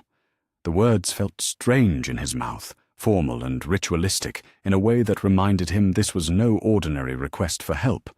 According to the documentation his parents had left him, the phrase about goblin sanctuary was crucial.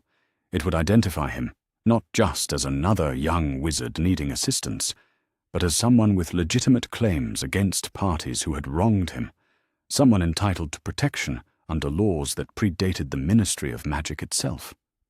The night bus materialized out of thin air with a tremendous bang that should have woken the entire neighborhood, but somehow didn't. The purple triple-decker bus looked like something from a fever dream, all mismatched windows and impossible angles that hurt to look at directly. A pimply young man in a conductor's uniform appeared at the bottom of the steps, his eyes widening as he took in Harry's appearance. "Welcome to the night bus, emergency transport for the stranded witch or wizard. My name is Stan Shunpike, and I will be your conductor this evening." The young man paused, his gaze focusing on Harry's forehead with uncomfortable intensity. "Blimey, you're Harry Potter, aren't you? The famous Harry Potter, right here on my bus." Harry had expected this reaction, had prepared for it during his 3 days of planning. The scar on his forehead made him instantly recognizable to anyone familiar with wizarding culture, and according to his parents' letters, his fame in their world was both extensive and largely fabricated. The story of his survival had been carefully crafted by Dumbledore to serve specific political purposes, casting the infant Harry as a symbol of hope while conveniently glossing over the circumstances that had led to his parents' deaths. "Yes," Harry said simply, climbing aboard the bus with more confidence than he felt. "I need to get to Diagon Alley as quickly as possible. It's urgent." The interior of the night bus was even more disorienting than the exterior, with beds and armchairs scattered at random angles throughout the swaying compartment. Harry chose a bed near the front, partially because it looked more stable than the alternatives, and partially because it would allow him to keep an eye on Stan Shunpike's reactions. If word of his midnight journey reached the wrong ears before he could implement his mother's plan, everything would be ruined. "Diagon Alley it is then," Stan announced, signaling to the invisible driver with an enthusiasm that suggested celebrity passengers were rare on the night bus. "Hang on tight, this might get a bit bumpy." The bus lurched forward with enough force to throw Harry back against his pillow, and suddenly they were rocketing through the London streets at speeds that should have been impossible for such an unwieldy vehicle. Cars and lamp-posts whipped past the windows in blurs of colour and light, and more than once Harry was certain they were about to crash into oncoming traffic, only to somehow slip between vehicles with inches to spare. Stan spent the journey peppering Harry with questions about his life with the Muggles, clearly fishing for details he could share with friends later. Harry answered with carefully rehearsed responses that painted a picture of general unhappiness without revealing the specific abuses that might prompt unwanted intervention. The last thing he needed was for Stan to contact the authorities about a runaway child before Harry could reach the safety of goblin protection. As they approached central London, Harry felt his nervousness transform into something sharper and more focused. Everything depended on the next few hours going exactly according to his mother's plan. If the goblins refused to honor their ancient agreements, if the evidence wasn't sufficient to establish his claims, if Dumbledore had somehow anticipated this possibility and taken countermeasures, then Harry would find himself worse off than before, a runaway child with nowhere to go, and powerful enemies who now knew he possessed dangerous knowledge. But if the plan worked, if his parents had been as thorough and clever as their letters suggested, then by sunrise, Harry would have allies and resources and the legal standing to challenge the man who had orchestrated 11 years of suffering. The gamble was enormous, but the alternative was returning to Privet Drive and pretending he didn't know the truth about his situation. That, Harry had decided, was no longer an option he could accept. The night bus shuddered to a halt outside the Leaky Cauldron with less fanfare than Harry had expected. Through the grimy windows, he could see the narrow, shabby pub that served as the gateway between the Muggle and magical worlds. At this hour, the establishment appeared closed, its windows dark and unwelcoming. But according to his mother's notes, the entrance to Diagon Alley remained accessible at all hours for those who knew the proper procedures. "That'll be 11 sickles," Stan announced, though his tone suggested he hoped Harry might prove as generous as he was famous. Harry hesitated for a moment, realizing he had no wizarding money to pay for the journey. But before he could explain his situation, Stan waved him away with a grin that was equal parts starstruck and calculating. "Don't worry about it, Harry Potter. Rides on the house for the boy who lived. Just remember who gave you excellent service when you're telling people about your adventures, eh?" Harry thanked Stan with genuine gratitude and stepped off the bus into the pre-dawn quiet of London. The Leaky Cauldron looked even more uninviting from street level, sandwiched between what appeared to be a bookshop and a record store in a way that suggested powerful concealment charms were at work. Most Muggles probably walked past this spot dozens of times without ever noticing the pub's existence. The front door was locked, as Harry had expected, but his mother's instructions covered this contingency as well. He pressed his palm against a specific section of the weathered wood and spoke the password she had provided. "I seek passage in the name of Potter honor and ancient debt." The door swung open silently, revealing a dimly lit interior that smelled of old wood and older secrets. Harry stepped inside, his footsteps echoing in the empty pub, and made his way toward the back wall where the entrance to Diagon Alley waited behind layers of magical concealment. The brick wall looked solid and impenetrable, but Harry had memorized the tapping sequence his mother had described in painstaking detail. 3 up, 2 across. Tap with the knuckle of the index finger while visualizing the Potter family crest. The bricks began to shift and rearrange themselves with grinding sounds that seemed impossibly loud in the silent pub, revealing the archway that led into the heart of magical Britain. Diagon Alley at 4 in the morning was a revelation that took Harry's breath away, despite everything else occupying his mind.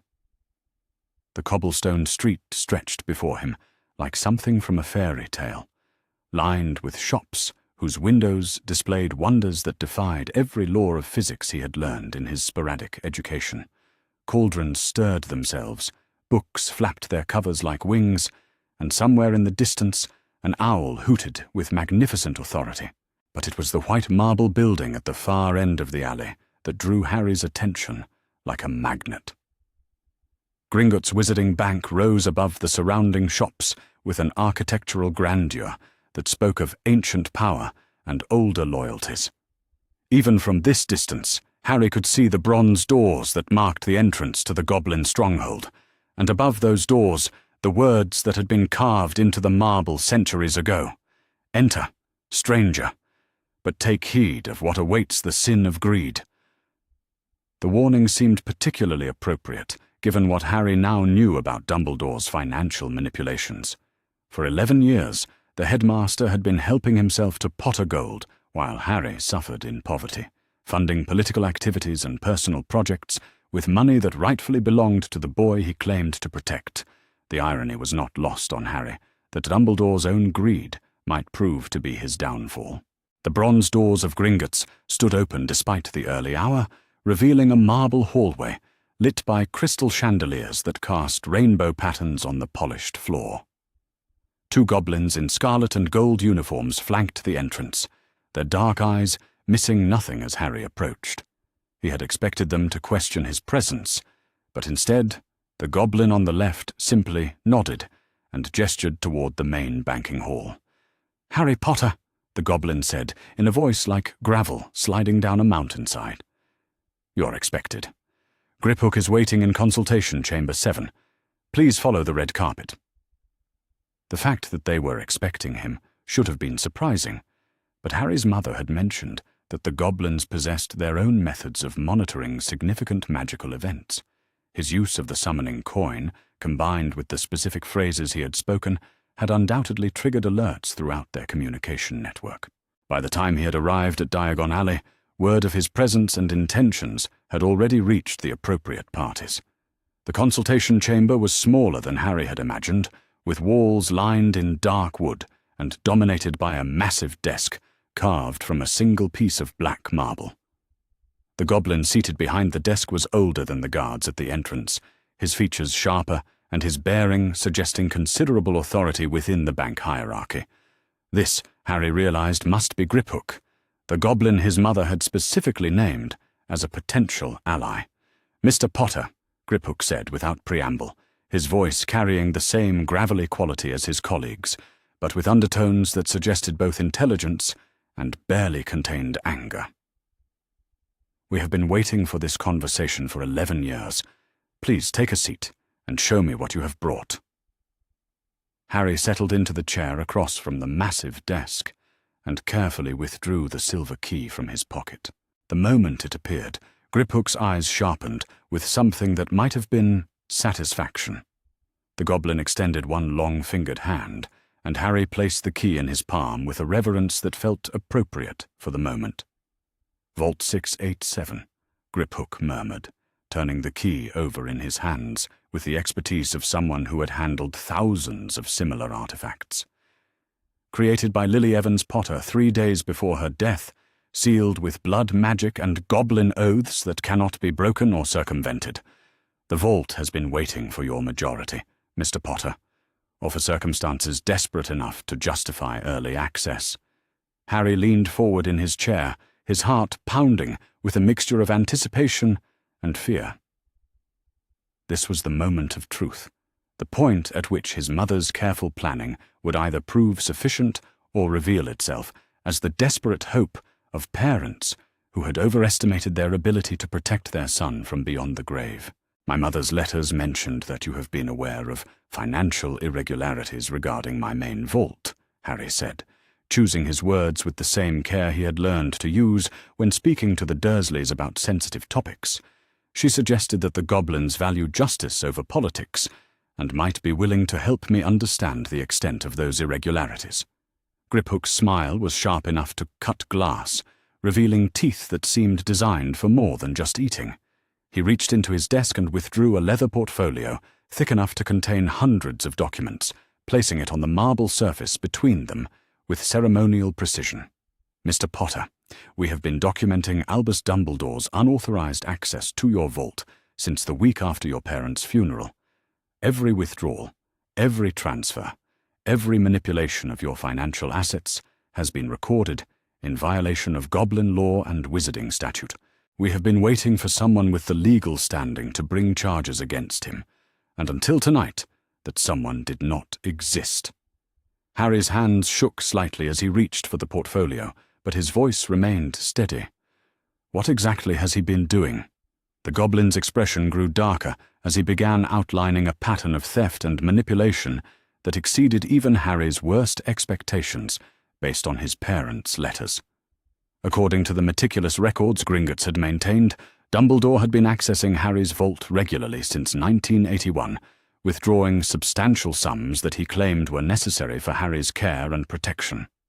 None of this money had ever reached Harry or the Dursleys. Instead, It had been used to fund Order of the Phoenix activities, to provide bribes and incentives to ministry officials whose support Dumbledore required for his political agenda, and to finance research projects that had no connection whatsoever to Harry's well-being or education. The total amount stolen exceeded 50,000 galleons, a fortune by any measure, and enough to have provided Harry with a comfortable lifestyle and excellent education anywhere in the magical world. But the financial theft was only the beginning of Dumbledore's crimes. The portfolio also contained evidence of the headmaster's interference with Harry's mail, his placement of monitoring charms on Privet Drive, and his systematic efforts to prevent other magical families from contacting Harry or offering alternative living arrangements. Several prominent wizarding families had attempted to provide Harry with better homes over the years, only to be turned away by Dumbledore's representatives with explanations about blood ward requirements that the goblins now confirmed were largely fictional. Most damning of all were the medical reports that Dumbledore had suppressed, reports from magical healers who had examined Harry during his early years and documented clear evidence of abuse and neglect.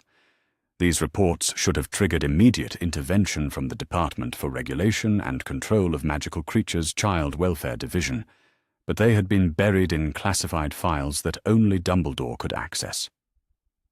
As Griphook laid out each piece of evidence with clinical precision, Harry felt his anger crystallizing into something harder and more focused than mere rage. This wasn't the impulsive fury of a child who had discovered he had been treated unfairly. This was the cold, calculating determination of someone who understood exactly how he had been wronged and was prepared to demand justice, regardless of the consequences. "What are my options?" Harry asked, when Griphook had finished his presentation. The goblin's smile returned, sharper than before.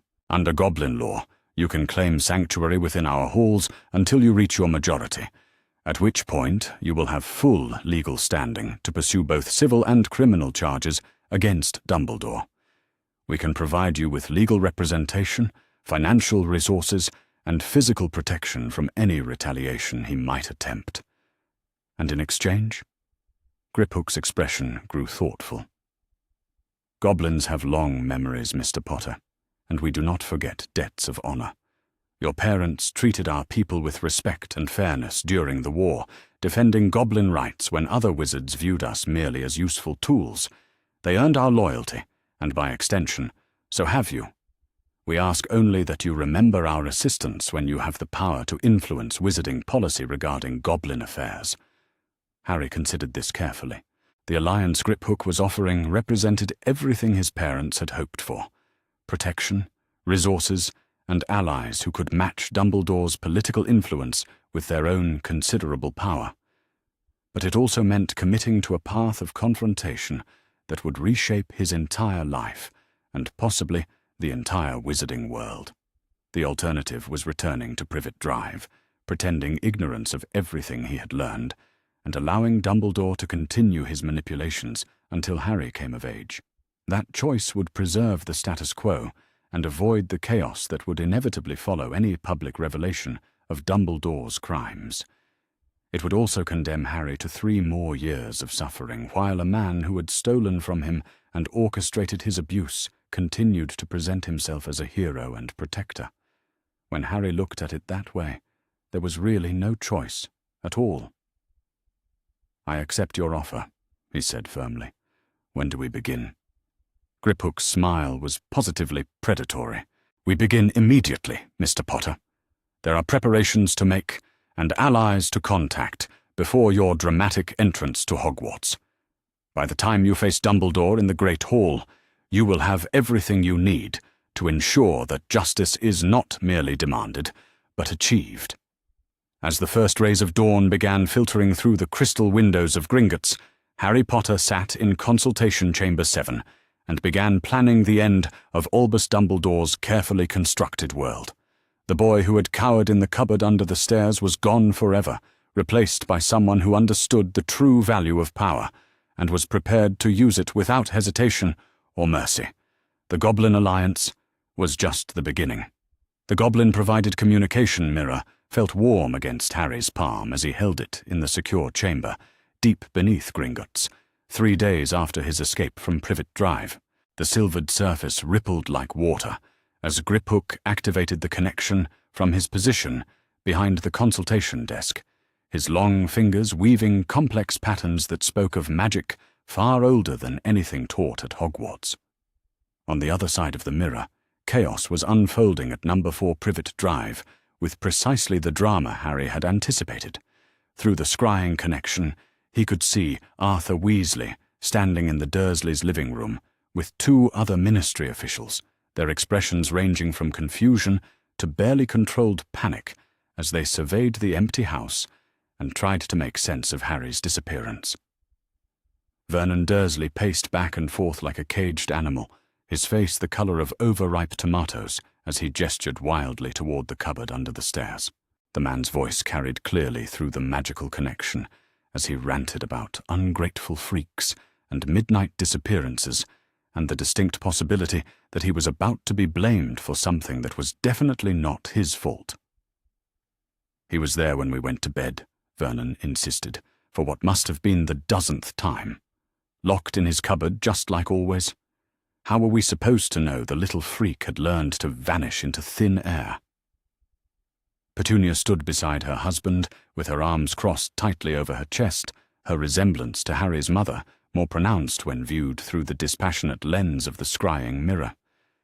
There was something almost comical about her attempts to appear concerned for Harry's welfare, while simultaneously making it clear that his disappearance was both unexpected and deeply inconvenient for the family's carefully maintained routine. Arthur Weasley looked increasingly uncomfortable as the Dursleys continued their performance of bewildered innocence.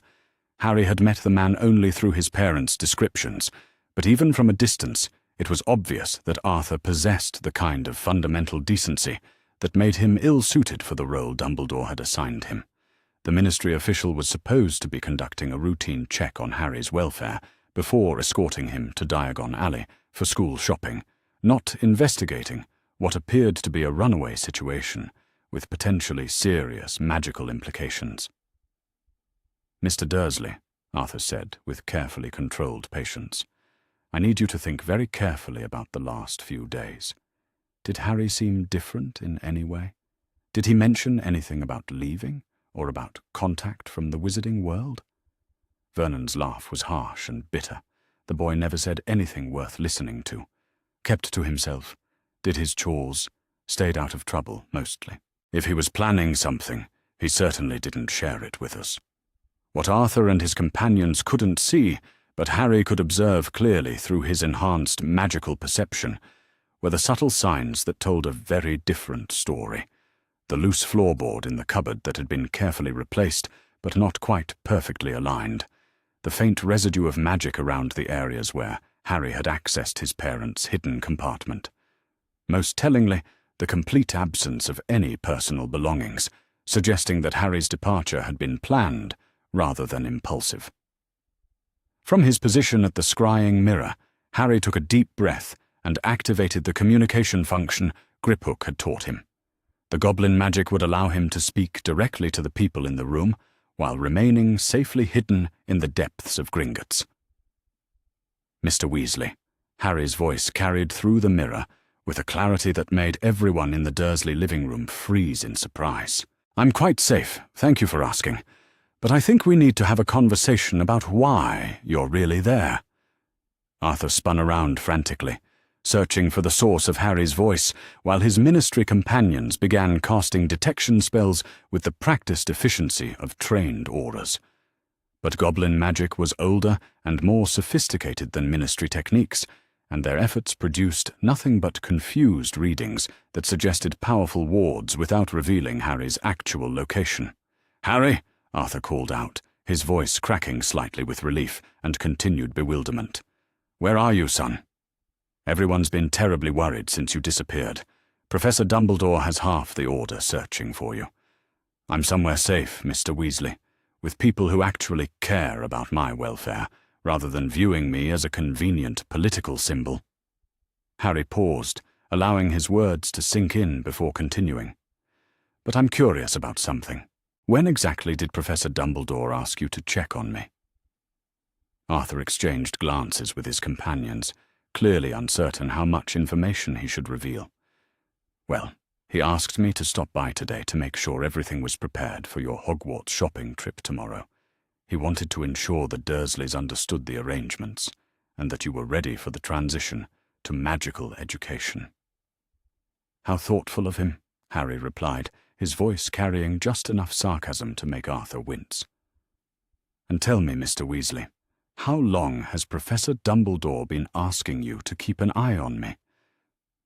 The silence that followed was answer enough, but Arthur eventually cleared his throat and provided a more explicit response. He's asked us to check on your situation periodically over the years. Nothing invasive, mind you, just making sure you were safe and well cared for. Periodically, Harry repeated thoughtfully. And what did you report back to him about my living conditions? Arthur's face grew increasingly uncomfortable as he glanced around the Dursley living room, clearly seeing it with new eyes now that he was being forced to consider it as Harry's primary residence for the past 11 years. The cramped space, the bars that had been hastily removed from the bedroom window upstairs, the cupboard under the stairs with its tiny door and musty smell of confinement. The reports indicated that you were adequately housed and cared for, Arthur said slowly. Professor Dumbledore assured us that the blood protection wards required you to remain with your mother's relatives, and that any discomfort was a necessary price for your safety. Adequately housed, Harry mused. Mr. Weasley, would you consider that cupboard under the stairs adequate housing for a child? Arthur turned to look at the cupboard door, really seeing it for the first time. The space was barely large enough for storage, let alone human habitation, and the worn blanket visible through the partially open door told its own story about Harry's living conditions. The ministry official's face went pale as the implications began to sink in. Harry, Arthur whispered, his voice barely audible. You weren't really living in there, were you? For 11 years, Mr. Weasley. 11 years in a space smaller than most people use for storing their holiday decorations. Would you house your own children in such conditions? The question hung in the air like an indictment, and Harry could see the exact moment when Arthur Weasley realized he had been an unwitting participant in something far worse than he had ever imagined. The man's face cycled through confusion, horror, and finally a deep shame that made him sink into one of the Dursleys' uncomfortable chairs. I didn't know, Arthur said finally. Harry, I swear to you, I had no idea. The reports we received suggested you were living in a bedroom upstairs, that you were being treated appropriately, given the unusual circumstances. Who wrote those reports, Mr. Weasley? Arthur looked up sharply, his eyes focusing on something Harry couldn't see through the scrying connection. Professor Dumbledore provided most of the information personally. He said he had reliable sources monitoring your situation, and that intervention would only compromise the protective magic keeping you safe. And you never thought to verify those reports independently? The accusation in Harry's voice was gentle but unmistakable, and Arthur flinched as if he had been struck. In hindsight, it seemed criminally naive to have accepted Dumbledore's assurances without question, but Harry understood the psychology that had made such acceptance possible. Dumbledore was the most respected wizard in Britain, the defeater of Grindelwald, and the leader of the resistance against Voldemort. Questioning his judgment about Harry's care would have seemed not just inappropriate, but bordering on treasonous. I should have, Arthur admitted quietly. I should have insisted on seeing your living conditions myself. I failed you, Harry, and I'm sorrier than you can possibly know. The raw honesty in Arthur's voice gave Harry pause.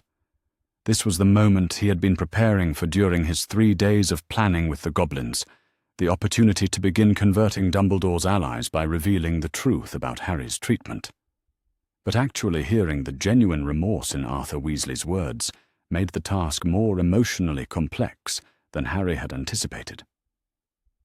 Mr. Weasley, Harry said carefully, I don't blame you for trusting Professor Dumbledore's assurances, but I think you deserve to know the full extent of what's been happening here, and what Professor Dumbledore has known about it. What do you mean? Harry activated a second function of the communication mirror, one that would allow him to share visual evidence along with his words. Through the goblin magic, he projected images of the documentation his parents had hidden, the medical reports Dumbledore had suppressed, and the financial records showing the complete absence of any support reaching the Dursley household, despite regular withdrawals from Harry's vault. For the next 20 minutes, Harry systematically destroyed Arthur Weasley's faith in Albus Dumbledore, with the same methodical precision Griphook had used on Harry himself. Each piece of evidence built upon the previous revelation, creating a picture of deliberate negligence and calculated manipulation that left no room for alternative interpretation. Arthur watched the evidence unfold with growing horror, occasionally asking questions that only confirmed the damning nature of Dumbledore's actions. When Harry showed him the suppressed medical reports documenting clear signs of abuse and malnutrition, Arthur actually staggered backward and had to grab the mantelpiece for support. "Sweet Merlin," Arthur breathed. "Harry, this is monstrous. These reports should have triggered immediate intervention from the Department of Magical Accidents and Catastrophes. Why were they classified? According to the documentation, Professor Dumbledore invoked emergency wartime provisions to seal them as matters of national security." Harry's voice carried a coldness that made Arthur shiver, despite the warm summer air. He claimed that any investigation into my living conditions might compromise the blood wards and leave me vulnerable to Death Eater attack. But that's completely absurd. The war ended when you were barely a year old, and most of the Death Eaters are either dead or in Azkaban. There was no legitimate security reason to suppress evidence of child abuse. No, Mr. Weasley, there wasn't. Which suggests that Professor Dumbledore had other reasons for wanting me to remain ignorant, isolated, and dependent on his guidance. Arthur sank back into his chair, the full implications of Harry's revelations beginning to sink in. If what you're showing me is accurate, then Albus Dumbledore has been deliberately orchestrating your suffering for over a decade while presenting himself as your protector. That's exactly what he's been doing, Harry confirmed. And you and your family have been unwitting participants in his scheme. Every time you checked on me and reported back that I seemed adequately cared for, you were providing him with cover for his negligence. The accusation was harsh but fair, and Arthur accepted it without protest. His shoulders sagged under the weight of his unwitting complicity, and when he spoke again, his voice carried the tone of a man who had been forced to confront the worst aspects of his own character. "What can I do to make this right?" Arthur asked simply. Harry had been hoping for exactly this response, but he still felt a flicker of satisfaction at how completely Arthur's loyalty had shifted in the course of a single conversation. Dumbledore's greatest weakness had always been his assumption that people would continue supporting him even after learning the truth about his methods. He had never considered the possibility that his allies might possess enough moral integrity to choose justice over political convenience. "First," Harry said, "I need you to contact your wife and explain the situation to her. She's been part of the monitoring network as well, hasn't she?" Arthur nodded reluctantly. "Molly has been included in some of the discussions about your welfare. Yes. She's always been concerned about you, actually. She's mentioned several times that she thought you seemed too thin and too quiet during the few occasions when you've been around other magical children. Then she deserves to know the truth. And Mr. Weasley, I need you to understand that this conversation is just the beginning. In a few weeks, when I return to Hogwarts, I'm going to be confronting Professor Dumbledore publicly about his treatment of me. When that happens, you and your family will need to choose which side of the conflict you want to support." Arthur looked up sharply, his expression shifting from guilt to concern. "Harry, confronting Dumbledore directly could be extremely dangerous. He has enormous political power, and if you're wrong about any of this evidence, I'm not wrong, Mr. Weasley. The goblins have been documenting his crimes for 11 years, and everything can be verified through independent magical analysis. But you're right about the danger. That's why I need allies who understand what's at stake and are willing to stand up for what's right, regardless of the political consequences.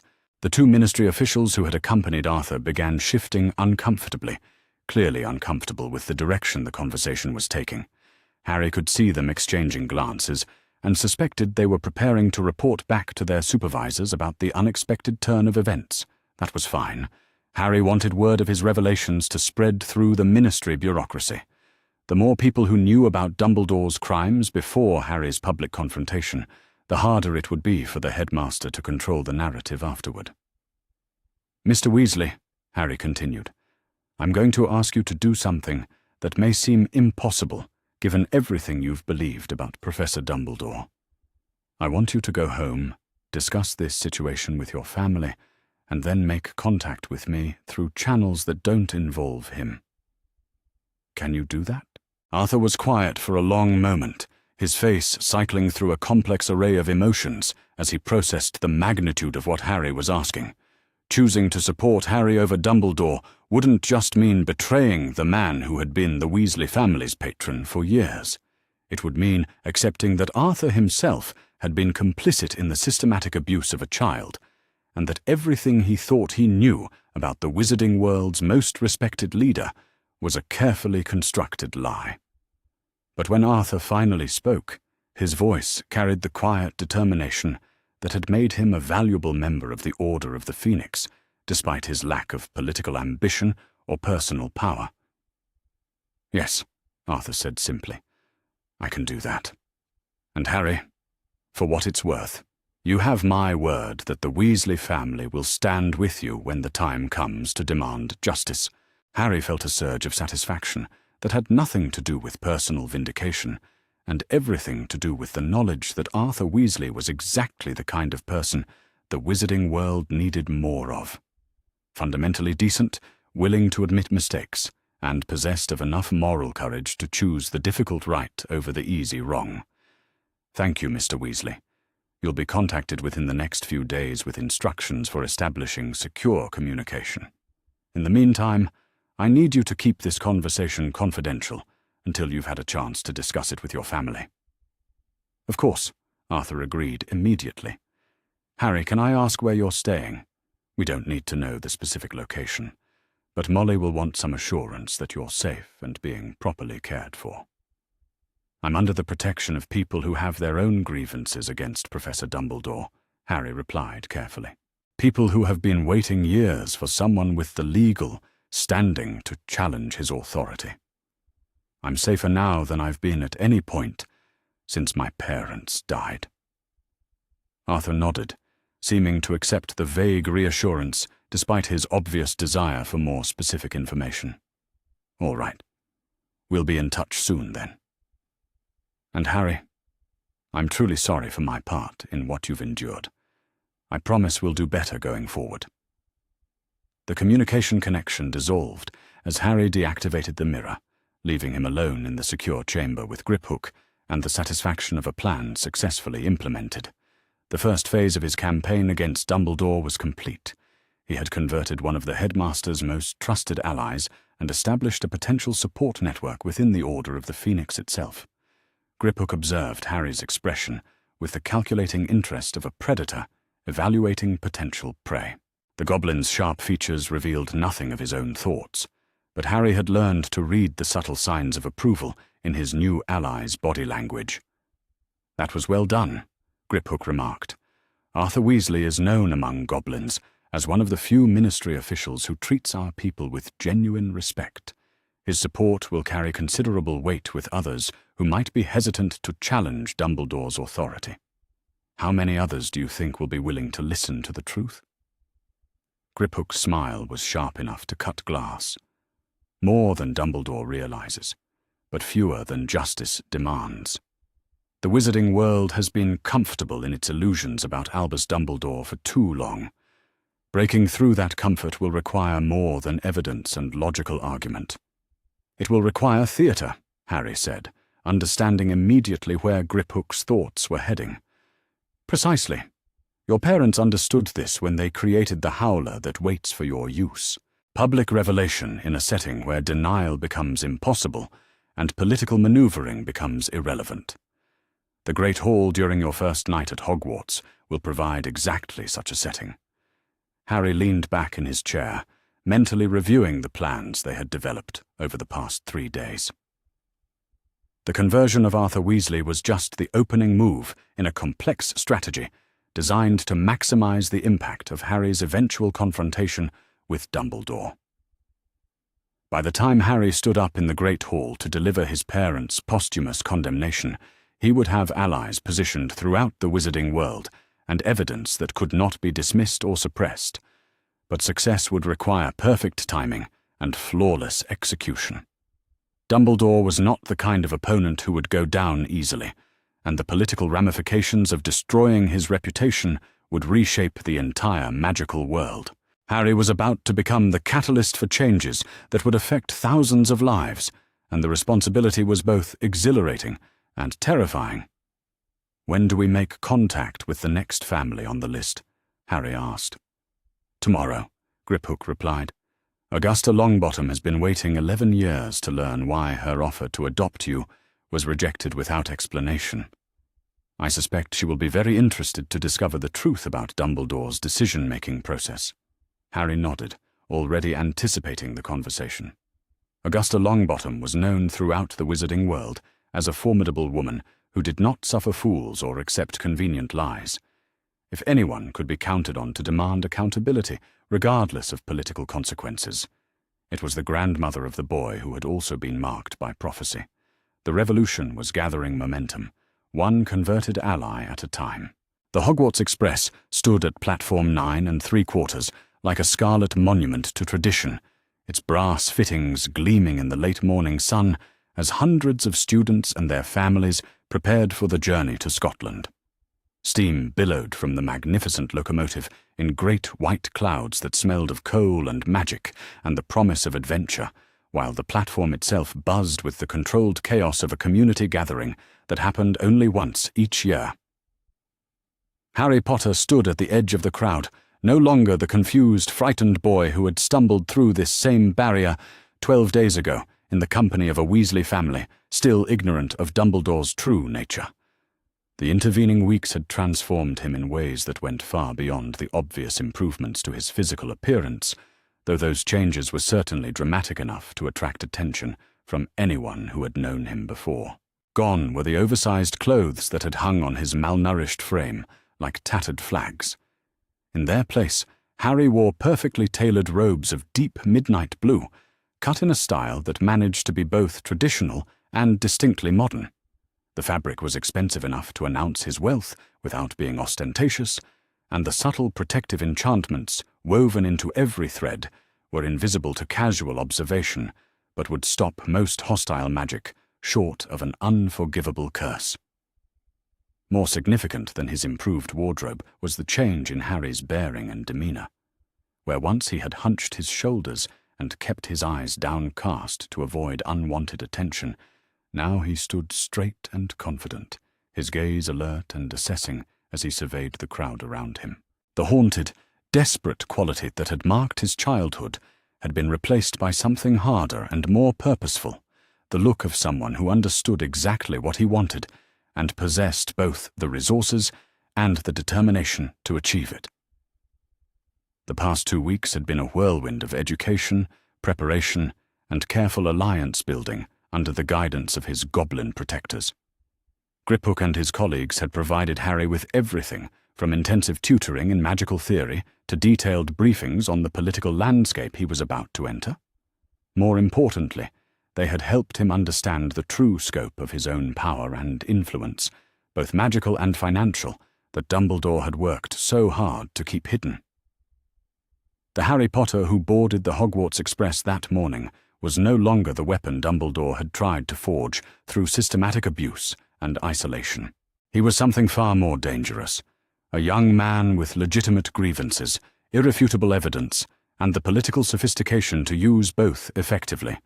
Harry's first target was already in sight, sitting alone in a compartment near the front of the train with a stack of books that towered precariously on the seat beside her.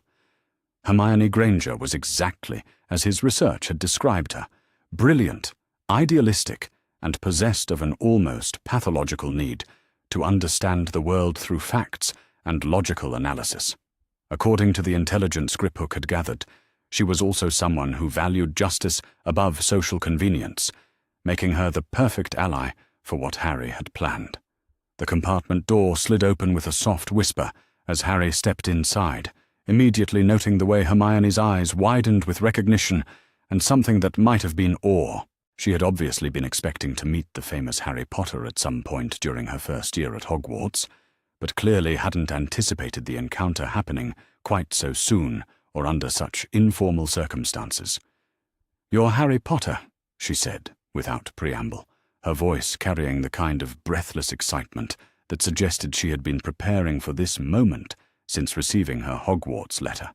"I've read about you in several books, including Modern Magical History, The Rise and Fall of the Dark Arts, and Great Wizarding Events of the 20th Century. Harry settled into the seat across from her with the easy confidence he had learned during his time with the goblins, noting the way her eyes tracked his movements with scientific precision. She was cataloguing everything about him, from his expensive robes to his improved posture to the subtle signs of magical education that most people would never notice. Hermione Granger, Harry realized, was going to be either his most valuable ally or his most dangerous opponent, depending entirely on how the next few minutes unfolded. "Miss Granger," Harry said, with a slight smile that didn't quite reach his eyes, "I was hoping we might have a chance to talk. I understand you're quite brilliant, and I have some information that I think someone with your particular talents might find very interesting." The flattery was calculated, but not insincere. According to every report Harry had received, Hermione's intelligence was genuinely exceptional, and her moral compass seemed to point consistently toward justice and truth. Those qualities made her exactly the kind of person who would be horrified by what Dumbledore had done and motivated to help expose his crimes. "What kind of information?" Hermione asked, leaning forward with obvious curiosity.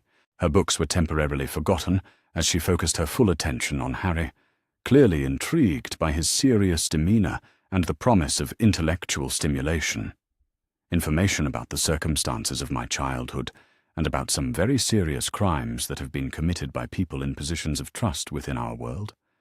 Harry paused, watching her reaction carefully. "I'm going to show you some documentation that will probably be disturbing, and definitely will challenge some assumptions you may have made about certain respected figures in wizarding society." Hermione's expression grew more serious as she processed Harry's words. "Are you talking about you-know-who? Because I've read about the war, and I know there are probably things in the history books that aren't completely accurate." "No," Harry interrupted gently. "I'm talking about what happened after Voldemort fell. I'm talking about deliberate, systematic abuse of a child by the man most people consider to be the greatest wizard of our age." The use of Voldemort's name without hesitation made Hermione blink in surprise, but it was Harry's accusation that truly captured her attention. Her eyes sharpened with the kind of focused intensity that suggested her formidable intellect was already beginning to work through the implications of what he was suggesting.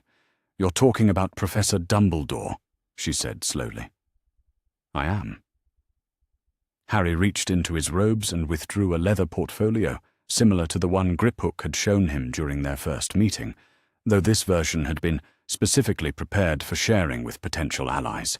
"Everything in here can be independently verified through magical analysis, Hermione. Bank records, medical reports, legal documents, correspondence between ministry officials. All of it tells the same story about what my life has been like for the past 11 years, and about who was responsible for making it that way." Hermione accepted the portfolio with the reverence she might have shown a rare magical artifact, her hands trembling slightly as she opened it and began to read.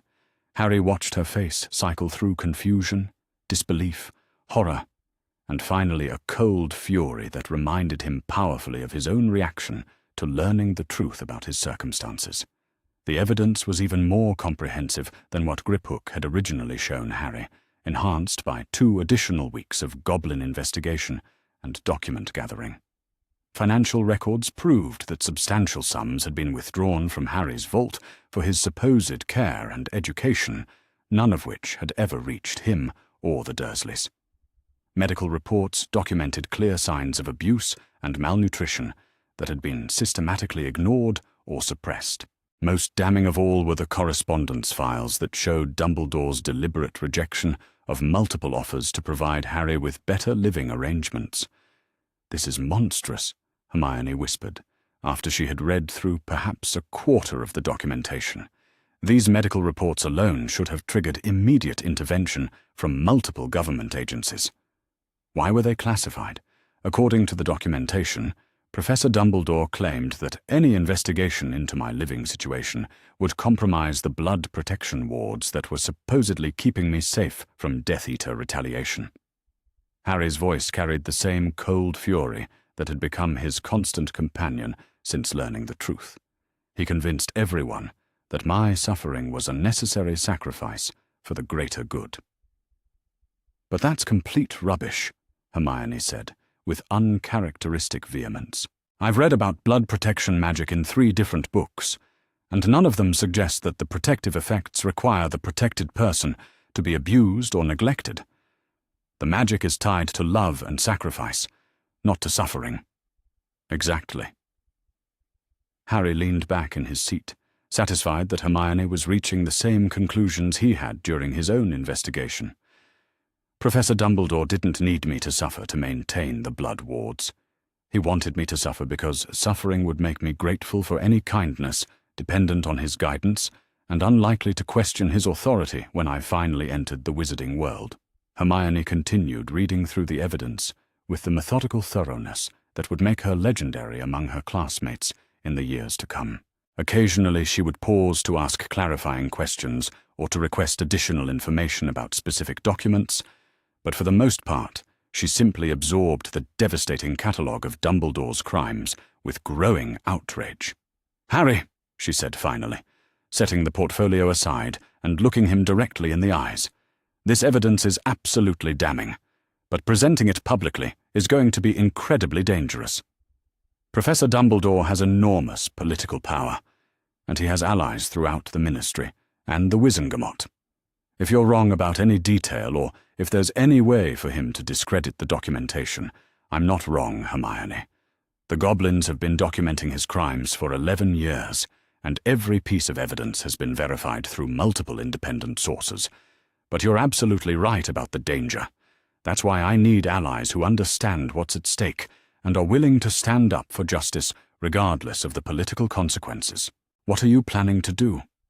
Harry's smile was sharp enough to cut glass. "On our first night at Hogwarts, during the sorting ceremony, I'm going to stand up in the Great Hall and present this evidence to the entire school community. Students, teachers, ministry officials, everyone who matters in Wizarding Society will be there, and they'll all hear the truth about what Albus Dumbledore has done." Hermione stared at him in shock. "Harry, that's incredibly brave, but it's also incredibly risky.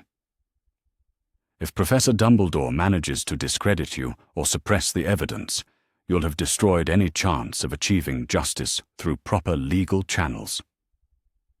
"Hermione," Harry said gently, "there are no proper legal channels when the person you're accusing controls most of the legal system.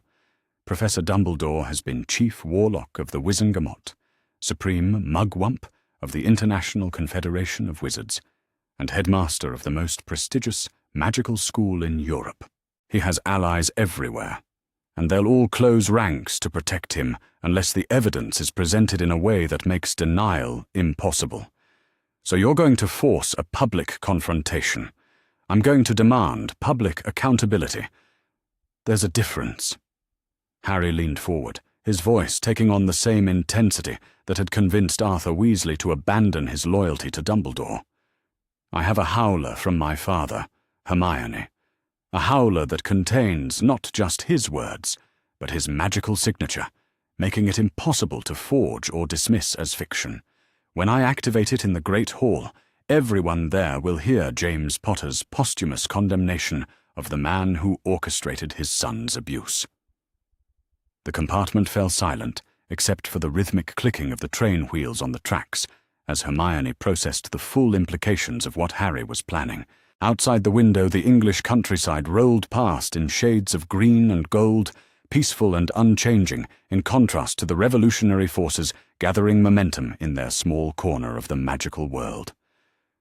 "You'll need witnesses," Hermione said finally. "People who can verify the authenticity of the evidence and speak to the legitimacy of your claims. If this is just your word against Professor Dumbledore's, even with the Howler, there will be people who claim you've been manipulated or deceived. I have witnesses. Arthur Weasley has already seen the evidence and pledged his family's support. Augusta Longbottom is reviewing the documentation that proves I was supposed to live with her family after my parents' deaths. Several high-ranking goblins are prepared to testify about the financial crimes, and there are others, people who have been waiting years for someone with the legal standing to challenge Dumbledore's authority." "What do you need from me?" The question was asked with the same quiet determination that would make Hermione Granger a legend in her own right, and Harry felt a surge of satisfaction at having successfully recruited someone of her caliber to his cause. "I need you to help me ensure that the evidence survives any attempt at suppression or discrediting. Your reputation for academic excellence and intellectual honesty will carry weight with people who might otherwise be skeptical of my claims. More importantly, I need you to help me reach other students who deserve to know the truth about the man who will be educating them for the next 7 years." Hermione nodded slowly, her expression growing more resolved as she accepted the magnitude of what Harry was asking. "Count me in," she said simply. "What Professor Dumbledore has done is unconscionable, and if you have the courage to stand up to him publicly, then I have the courage to stand with you." The next several hours of the train journey passed in intensive planning as Harry and Hermione worked together to refine the strategy for approaching other potential allies among the student body. They identified key targets in each year and house, students whose family connections or personal integrity made them valuable additions to the growing coalition against Dumbledore's authority. Their first major success came when Neville Longbottom appeared in the doorway of their compartment, looking nervous and confused as he searched for somewhere to sit. Harry had been hoping for exactly this opportunity, and he gestured the round-faced boy inside with genuine warmth. "Neville, isn't it?" Harry said, as the other boy settled uncertainly into the seat beside Hermione. "I was hoping we might meet. I believe our families were quite close before my parents died." The mention of family connections immediately captured Neville's attention, though his expression remained cautious. Harry could see the effects of a childhood spent under Augusta Longbottom's well-intentioned but demanding care, the careful politeness that masked a deep insecurity about his own worth and abilities. "My Gran has mentioned your parents," Neville said quietly.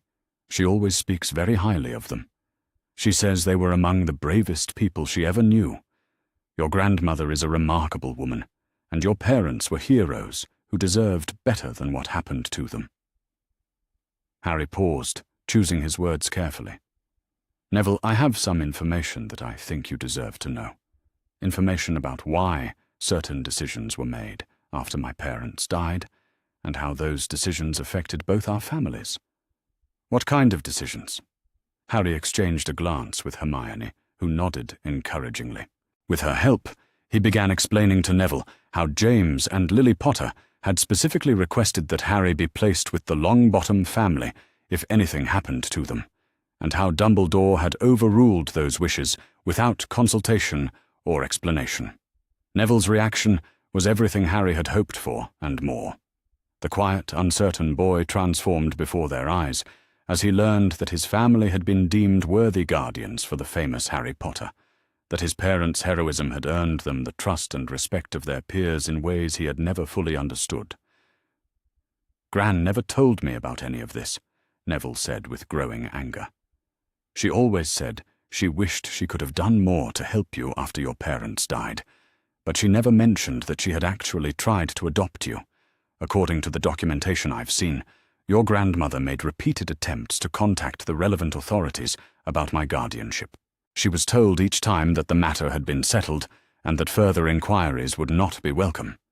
Harry showed Neville copies of the correspondence between Augusta Longbottom and various ministry officials, letters that revealed a pattern of bureaucratic stonewalling that had prevented her from learning the true reasons for Harry's placement with the Dursleys. By the time the Hogwarts Express began its final approach to the castle, Harry had successfully recruited not just Hermione and Neville, but also Susan Bones, whose Aunt Amelia served as head of the Department of Magical Law Enforcement, and surprisingly, Draco Malfoy, whose reaction to learning about Dumbledore's financial crimes had been one of professional appreciation for the sophistication of the scheme.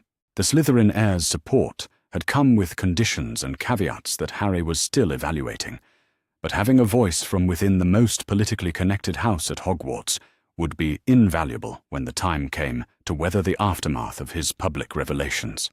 As the train pulled into Hogsmeade Station and the students began gathering their belongings for the journey to the castle, Harry felt a sense of anticipation that had nothing to do with the traditional excitement of starting a new school year. In a few hours he would be sitting in the Great Hall surrounded by hundreds of witnesses, holding his father's Howler and preparing to unleash a reckoning that would reshape the wizarding world. The boy who had cowered in the cupboard under the stairs was gone forever, replaced by someone who understood that true power came not from magical ability or political connections, but from the courage to demand accountability from those who claimed authority over others. Dumbledore had created a weapon through 11 years of systematic abuse and manipulation. He was about to discover that the weapon had a mind of its own. The Great Hall of Hogwarts School of Witchcraft and Wizardry had witnessed countless moments of triumph and tragedy over the centuries, but none quite like what was about to unfold on this September evening. The vast chamber stretched before the assembled students and faculty like a cathedral dedicated to learning, its enchanted ceiling reflecting a star-filled sky that seemed to promise infinite possibilities for those brave enough to reach for them. Harry Potter stood with the other first years at the entrance to the Great Hall, but unlike his nervous companions, he felt no uncertainty about his place in this world or his purpose in being here. The past month had transformed him from a confused, frightened child into someone with clear objectives and the resources to achieve them. Tonight would mark the beginning of the end for Albus Dumbledore's carefully constructed mythology. The 4 house tables stretched along the length of the hall, filled with returning students whose excited chatter created a warm buzz of anticipation that Harry found oddly comforting. These were the people who would witness his confrontation with Dumbledore, the audience whose reaction would determine whether his revelations sparked the revolution he intended or merely provided fodder for gossip and speculation. At the head of the hall, the staff table displayed the familiar figures that every wizarding child knew from chocolate frog cards and history books. Professor McGonagall sat rigid and stern in her emerald robes, her sharp eyes scanning the incoming students with professional assessment. Severus Snape lurked in his customary position at the far end of the table, his black robes making him appear like a particularly ominous shadow against the brighter colours worn by his colleagues. And in the centre of it all, presiding over the gathering with benevolent authority, sat Albus Dumbledore himself. The headmaster wore robes of deep purple decorated with silver stars, his long white beard flowing over his chest like a waterfall of respectability. His blue eyes twinkled behind half-moon spectacles as he surveyed the assembled students with what appeared to be grandfatherly affection, completely unaware that his carefully cultivated image was about to be shattered by the very child he had spent 11 years manipulating. Professor McGonagall stepped forward with the sorting hat perched atop its traditional 3-legged stool, and the great hall fell silent in anticipation of the ceremony that would determine the fate of the newest additions to the Hogwarts community. The ancient hat looked no different than it had in countless previous years, its patched fabric and worn brim giving no hint of the consciousness that dwelled within. But as McGonagall placed the hat upon its stool and prepared to call the first name on her list, something unprecedented happened. The sorting hat began to sing, as was traditional, but instead of the usual cheerful verse about the 4 founders and their respective houses, the words that emerged carried a weight and urgency that sent whispers rippling through the assembled crowd. 1,000 years or near have I sat here, and every year I've sorted with care, placing young minds where they belong, guided by the founder's song. But tonight I must break tradition's hold, for there are truths that must be told, of corruption that has taken root in halls where justice should bear fruit. A child among you bears great pain, inflicted not by loss but by gain, of those who claimed to be his shield, while forcing him to kneel and yield. The records show what few have seen, the systematic, cold machine that ground a boy beneath its wheel, to make him into their ideal, financial crimes and hidden shame, all committed in virtue's name. While claiming protection was the goal, they slowly crushed a young boy's soul. Listen well to what comes next, for truth will not be further hexed. The evidence will be revealed, and justice finally will be healed. The great hall erupted into chaos as the Sorting Hat's unprecedented song concluded. Students at all 4 house tables began talking excitedly among themselves, while the faculty exchanged confused and alarmed glances.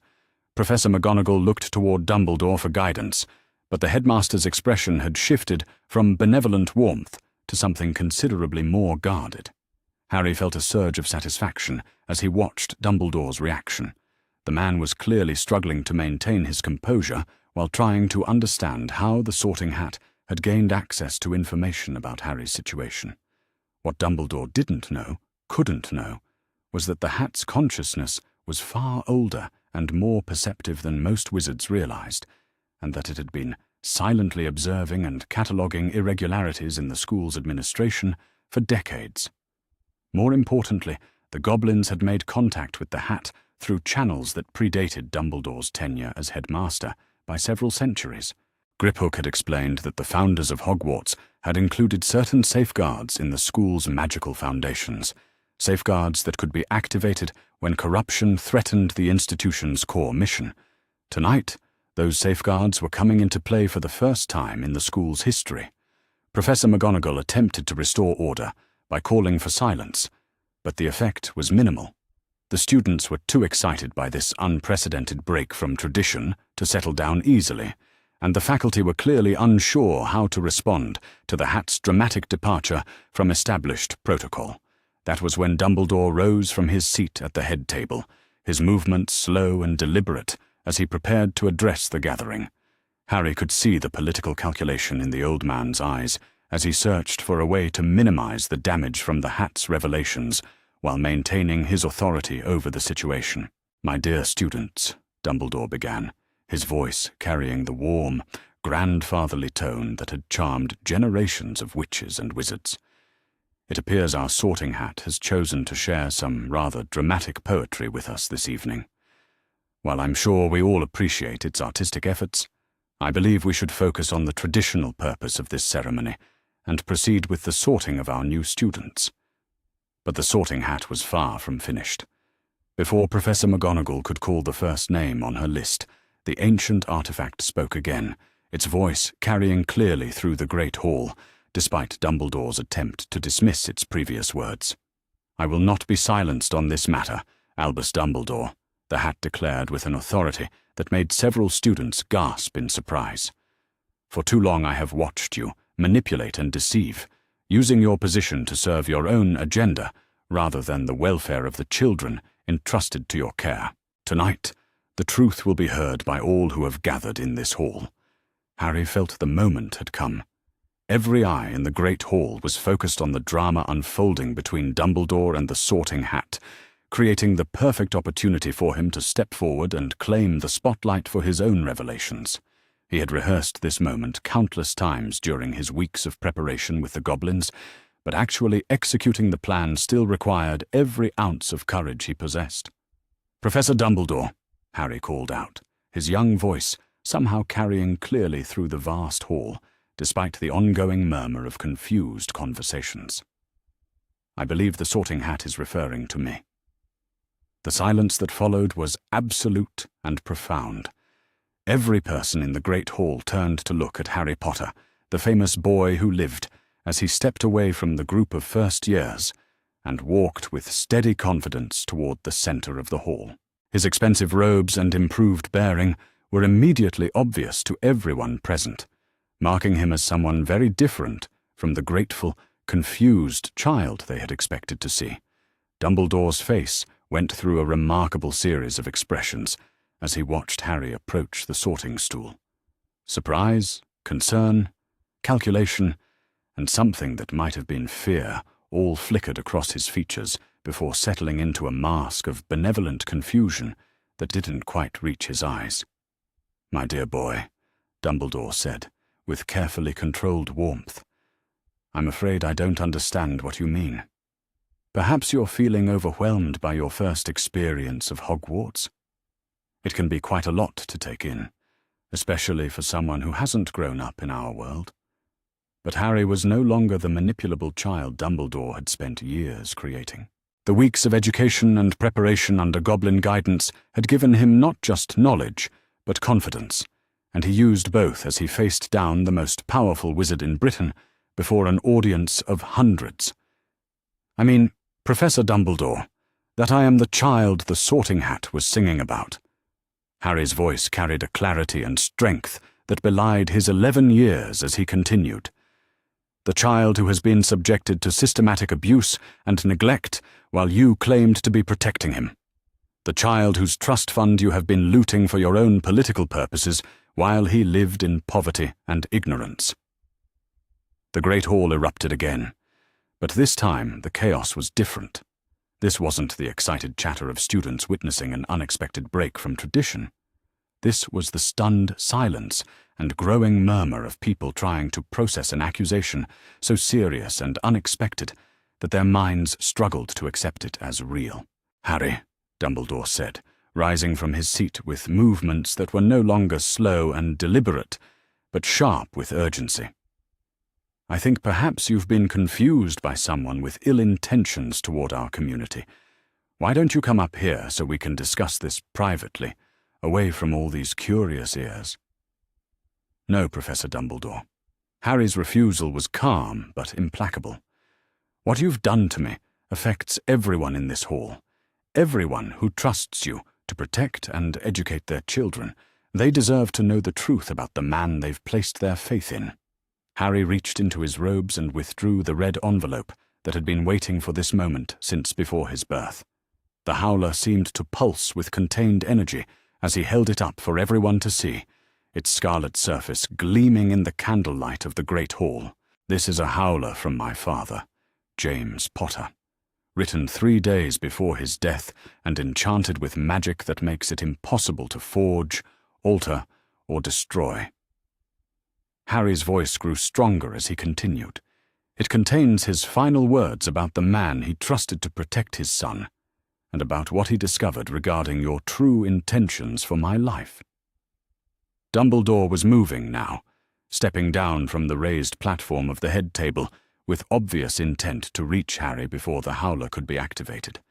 But the Sorting Hat's voice boomed through the Great Hall again, freezing everyone in place with its sudden command. "Let the boy speak, Albus Dumbledore. Let the truth be heard by all who gather in these halls. You have hidden behind political power and manufactured reputation for too long. Tonight, your victims will have their voice." Harry felt the power of the Hat's words wash over him like a protective ward, and he knew that whatever magic Dumbledore might attempt to use to silence him would fail. The ancient safeguards built into Hogwarts itself were awakening, responding to the corruption that had been allowed to fester within the school's administration. With steady hands, Harry broke the wax seal on the Howler and stepped back as the envelope exploded into life.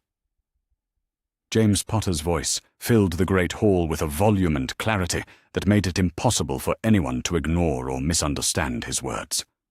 "Albus Dumbledore." James's voice thundered through the ancient hall. "You stand accused of crimes against my son that no decent person could forgive or forget.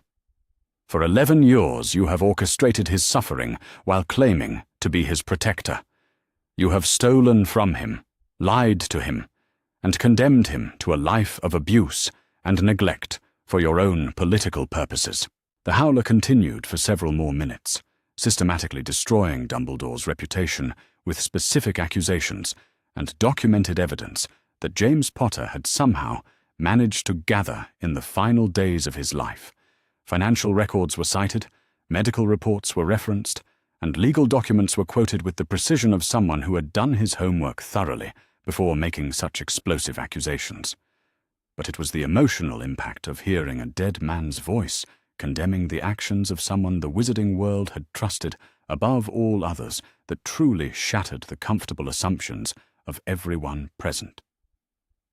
By the time the Howler finished its devastating message and burst into flames, leaving only ashes scattered on the great hall floor, the assembled students and faculty sat in stunned silence. Dumbledore stood frozen at the edge of the head table's platform, his face pale and his usual composure completely shattered. For the first time in decades, Albus Dumbledore looked exactly like what he was, an old man who had been caught in lies he could no longer explain away. Harry looked around the great hall, noting the expressions of shock, horror, and growing anger on the faces surrounding him. These people had trusted Dumbledore with their children, their futures, their very lives in some cases. Learning that this trust had been systematically betrayed was clearly devastating for many of them. But Harry wasn't finished. The Howler had been designed to capture everyone's attention and establish the credibility of his accusations. Now came the harder task of providing evidence that would make denial impossible and political maneuvering irrelevant.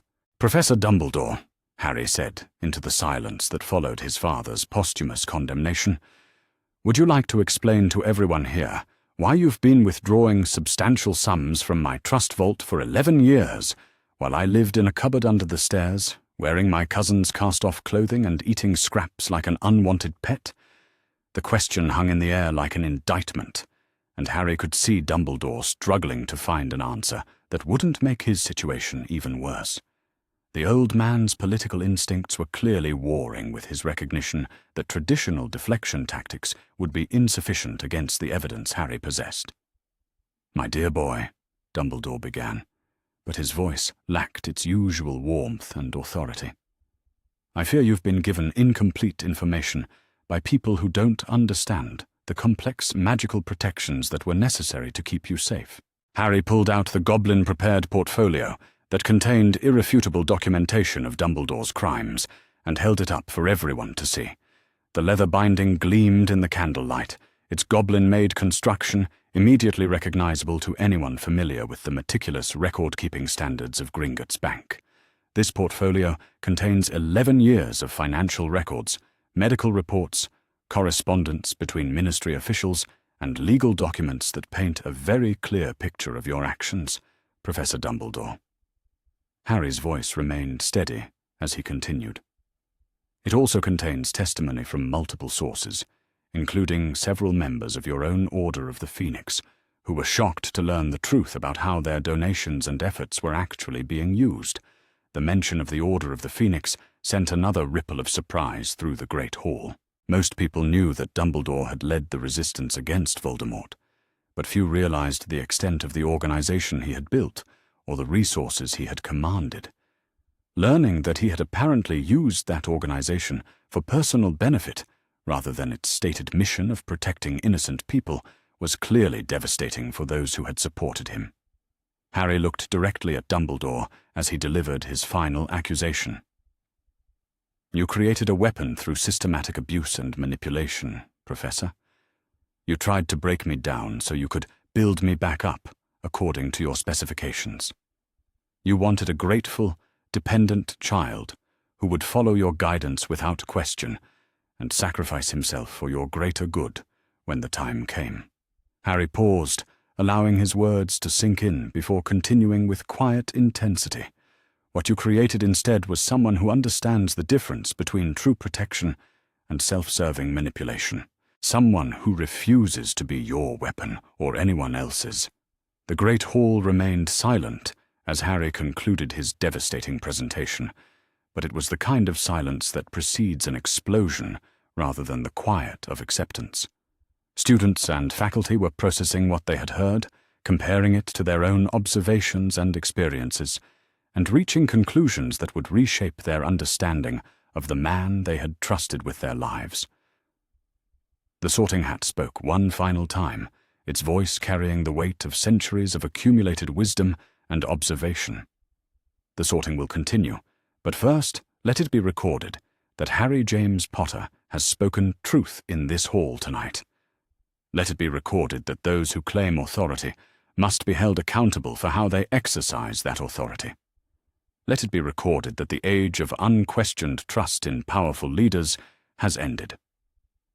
As the ancient hat fell silent, Harry felt a profound sense of completion. The first phase of his mission was accomplished. Dumbledore's crimes had been exposed before an audience that could not be silenced or bought. The revolution he had planned during his weeks with the goblins had begun. Now came the harder task of living with the consequences of his choices and building a better future from the wreckage of Dumbledore's carefully constructed lies. The aftermath of James Potter's Howler created a silence in the Great Hall that felt almost physical in its intensity, as if the very air had become too thick to breathe.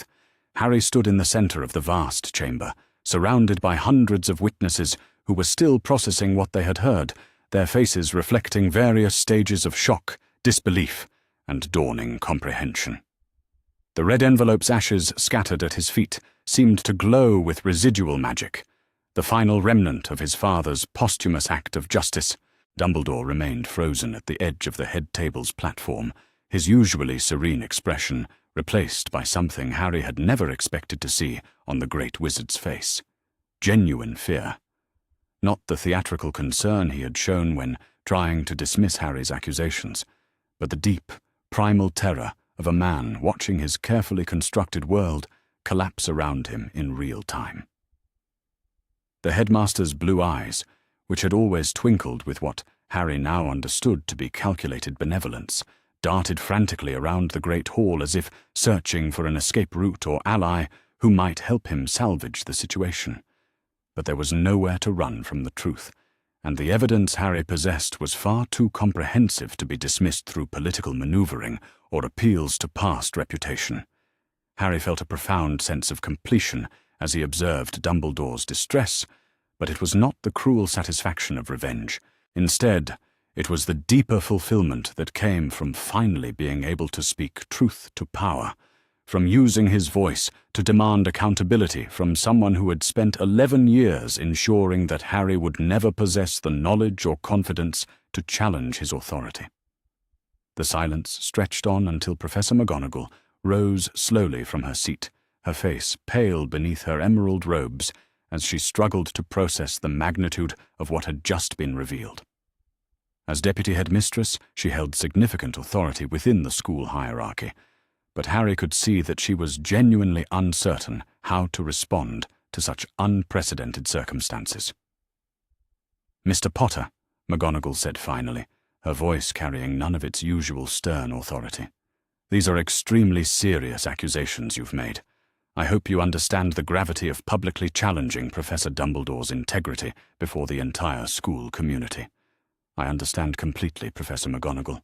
Harry's response was calm and measured, reflecting the weeks of preparation he had undergone with his goblin allies. "That's precisely why I chose this moment and this audience. Some truths are too important to be whispered in private meetings or buried in bureaucratic procedures." Harry reached into his robes again and withdrew the leather portfolio that contained the comprehensive documentation of Dumbledore's crimes. The goblin-made binding gleamed in the candlelight as he held it up for everyone to see, its very craftsmanship announcing the serious nature of its contents. "This portfolio contains 11 years of evidence that can be independently verified through magical analysis, Professor McGonagall.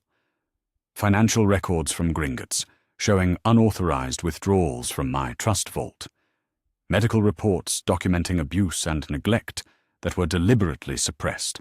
Correspondence between ministry officials proving that safer living arrangements were available, but rejected without explanation." McGonagall's eyes widened as she recognized the implications of what Harry was describing.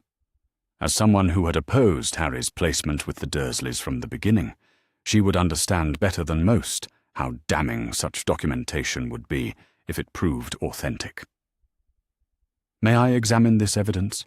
McGonagall asked, her voice carefully controlled, despite the obvious turmoil she was experiencing. "Of course," Harry replied, walking toward the head table with confident strides. "But I should mention that copies of all this documentation have already been provided to the appropriate authorities at Gringotts, the Ministry of Magic, and the International Confederation of Wizards. Whatever happens here tonight, the investigation will continue." The mention of multiple investigative bodies sent another ripple of shock through the assembled crowd. Students and faculty alike realized that this was not simply a dramatic confrontation between a student and headmaster, but the opening salvo of what would likely become the most significant political scandal in the wizarding world for decades. Dumbledore finally found his voice as Harry approached the head table, though the words that emerged carried none of his usual warmth or authority. "Harry, my dear boy, I fear you've been terribly misled by people who don't understand the complex circumstances surrounding your protection. The decisions I made were all intended to keep you safe from forces that would have destroyed you given the opportunity." Harry stopped directly in front of the head table and looked up at Dumbledore with eyes that held far too much knowledge and pain for someone who had just turned 11. The transformation from the confused, grateful child Dumbledore had expected was so complete that several faculty members gasped audibly at the change. "Professor Dumbledore," Harry said with quiet intensity, "I spent 11 years believing that lie. 11 years accepting that my suffering was necessary, that the people who were supposed to protect me had no choice but to abandon me to abusers who treated me like an unwanted animal. But the evidence tells a very different story." Harry opened the portfolio and began removing documents with practiced efficiency, laying them out on the head table where everyone could see them. Each piece of parchment seemed to glow with its own light, the magical authentication seals clearly visible to anyone familiar with official wizarding documentation. "These financial records show that you've been withdrawing substantial amounts from my trust vault every month for 11 years, claiming the money was needed for my care and protection." Harry's voice remained steady as he continued his devastating presentation. "According to Gringotts, the total amount exceeds 50,000 galleons. Not a single nut of that money ever reached me or the Dursleys." The gasps from the assembled crowd were audible now, as students and faculty began to understand the scope of what Harry was alleging. 50,000 galleons represented a fortune by any standard, enough to provide a child with the finest care and education available in the wizarding world. "Where did the money go, Professor Dumbledore?" Harry asked, his young voice carrying an authority that seemed to fill the entire great hall. What was so important that it justified stealing from an orphaned child while he lived in poverty and ignorance? Dumbledore's face had gone completely pale, making his white beard appear almost luminous in contrast. Harry could see the older wizard's mind racing as he searched for an explanation that wouldn't make his situation even worse, but there was no politically acceptable answer to such a direct accusation. "The funds were used for activities related to your protection," Dumbledore said finally, his voice lacking any of its usual conviction. "Intelligence gathering, safe house maintenance, protective ward research. All necessary expenses to ensure your safety from those who would seek revenge for Voldemort's defeat." Harry pulled out another set of documents, these ones bearing the official seals of multiple government agencies. "These reports were filed by healers who examined me during my early childhood, Professor Dumbledore. They document clear signs of physical abuse, malnutrition, and psychological trauma. Each report was submitted to the appropriate authorities with recommendations for immediate intervention." Harry paused, allowing the implications to sink in before delivering his next devastating revelation. Every single report was classified as a matter of national security and sealed from public view. The healers who filed them were told that any further inquiries would result in charges of interfering with official ministry business. Professor McGonagall had moved closer to examine the documents Harry was displaying, and her face reflected growing horror as she read through the medical reports. As someone who had spent decades working with children, she would understand exactly what the clinical language was describing. "Albus," McGonagall said, her voice barely above a whisper. "These reports describe systematic abuse. How could you possibly justify suppressing evidence of child abuse for any reason?" The question hung in the air like an accusation, and Harry could see that McGonagall's loyalty to Dumbledore was beginning to crumble in the face of irrefutable evidence. Other faculty members were also moving closer to examine the documentation, their expressions reflecting various degrees of shock and growing anger. But Harry wasn't finished. The most damning evidence was yet to come, the documentation that would make it impossible for anyone to claim that Dumbledore's actions had been motivated by genuine concern for Harry's welfare. This correspondence shows that multiple wizarding families offered to provide me with alternative living arrangements over the years, Harry continued, producing a thick stack of letters bearing various family crests and official seals. The Longbottoms, the Boneses, even Professor McGonagall herself requested permission to take me in. All of these offers were rejected without explanation. Harry pulled out one particular letter and held it up for everyone to see. This letter is from Augusta Longbottom, written when I was 7 years old. She had received reports about my living conditions from a family friend and was offering to adopt me immediately. The response came not from any official adoption agency, but directly from your office, Professor Dumbledore. Harry began reading from the letter, in a clear voice that carried throughout the silent great hall. "Mrs. Longbottom, your concern for young Harry Potter's welfare is noted and appreciated.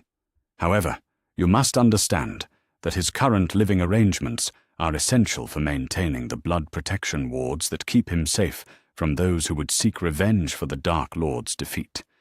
Any change to these arrangements would leave the boy vulnerable to attack from forces you cannot imagine. I trust you will respect the necessity of these measures and refrain from further inquiries into this matter." The effect of reading Dumbledore's own words back to him was immediate and devastating. The headmaster's face went from pale to ashen as he realized that Harry possessed not just financial records and medical reports, but actual correspondence that revealed his decision-making process and priorities. "Mrs. Longbottom never received a proper explanation for why her offer was rejected," Harry continued. "She was simply told that the matter was closed and that further inquiries would not be welcome. This pattern was repeated with every family who tried to offer me a better home." Harry looked directly at Dumbledore as he delivered his next accusation. "You didn't reject these offers because changing my living situation would compromise my protection, Professor Dumbledore.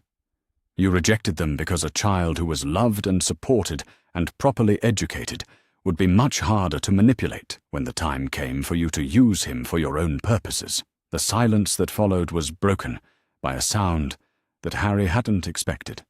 Slow, deliberate applause from the Slytherin table. Draco Malfoy had risen from his seat and was clapping with obvious appreciation for the thoroughness and effectiveness of Harry's presentation. "Brilliant," Malfoy said with genuine admiration in his voice. "Is absolutely brilliant. I've never seen someone destroy a political opponent so completely and publicly. Professor Dumbledore, you've been outmaneuvered by an 11-year-old child with better strategic planning than most adults I know." The Slytherin's response seemed to break some kind of spell that had been holding the rest of the Great Hall in shocked silence. Students at all 4 house tables began talking excitedly among themselves, their voices creating a growing buzz of conversation as they processed what they had witnessed. But it was Professor Snape's reaction that surprised Harry the most. The usually impassive potions master had risen from his seat and was staring at Dumbledore with an expression of barely controlled fury that made his usual classroom intimidation seem mild by comparison. "Albus," Snape said, his voice carrying a dangerous edge that made several students flinch instinctively. "You told me the boy was being properly cared for. You assured me that the reports about his living conditions were exaggerated, by people who didn't understand the necessity of maintaining his protection. Harry could see the exact moment when Snape realized the full implications of what had been revealed. The potions master had clearly been given a sanitized version of Harry's situation, one that allowed him to rationalize his own lack of intervention while maintaining his loyalty to Dumbledore. "You knew," Snape continued, his voice growing colder with each word. "You knew exactly what was being done to him, and you allowed it to continue because it served your purposes. You used his suffering as a tool to shape him into the weapon you wanted him to become." The accusation from one of his own faculty members seemed to break whatever composure Dumbledore had been trying to maintain. The headmaster's shoulders sagged visibly as he looked around the great hall and saw the expressions of shock, horror, and growing condemnation on the faces surrounding him. "I did what I believed was necessary," Dumbledore said finally, his voice barely audible in the vast chamber. The prophecy spoke of Harry's destiny, of the role he would need to play in ensuring Voldemort's final defeat. "I tried to prepare him for that responsibility in the only way I knew how." Harry felt a surge of cold anger at Dumbledore's words. Even now, faced with irrefutable evidence of his crimes, the man was still trying to justify his actions through appeals to some greater good that existed only in his own mind. The prophecy, Harry said with cutting precision, spoke of a choice that would need to be made. It didn't specify that the choice had to be made by a broken, desperate child who had been deliberately kept ignorant of his own power and options. "You tried to ensure that when the time came, I would have no choice but to follow your guidance." Harry pulled out the final document in his portfolio, one that bore magical seals so ancient and powerful that they seemed to pulse with their own light. "This is my parents' will, Professor Dumbledore. The actual, unredacted version that was sealed in the Potter family vault at Gringotts immediately after their deaths." The mention of the will sent another ripple of surprise through the assembled crowd. Most people assumed that Harry's guardianship arrangements had been made according to his parents' wishes, but the implication that there was a sealed version of the will suggested otherwise. "My parents specifically forbade my placement with the Dursleys," Harry continued, reading directly from the ancient parchment. "They knew about Aunt Petunia's hatred of magic and her resentment toward my mother.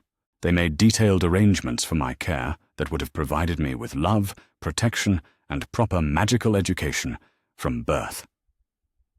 Harry looked up from the will and fixed Dumbledore with a stare that seemed far too mature for his 11 years. "You used your authority as Chief Warlock of the Wizengamot to seal this will and override my parents' explicit wishes. You made yourself my magical guardian without consent from me or anyone who actually cared about my welfare."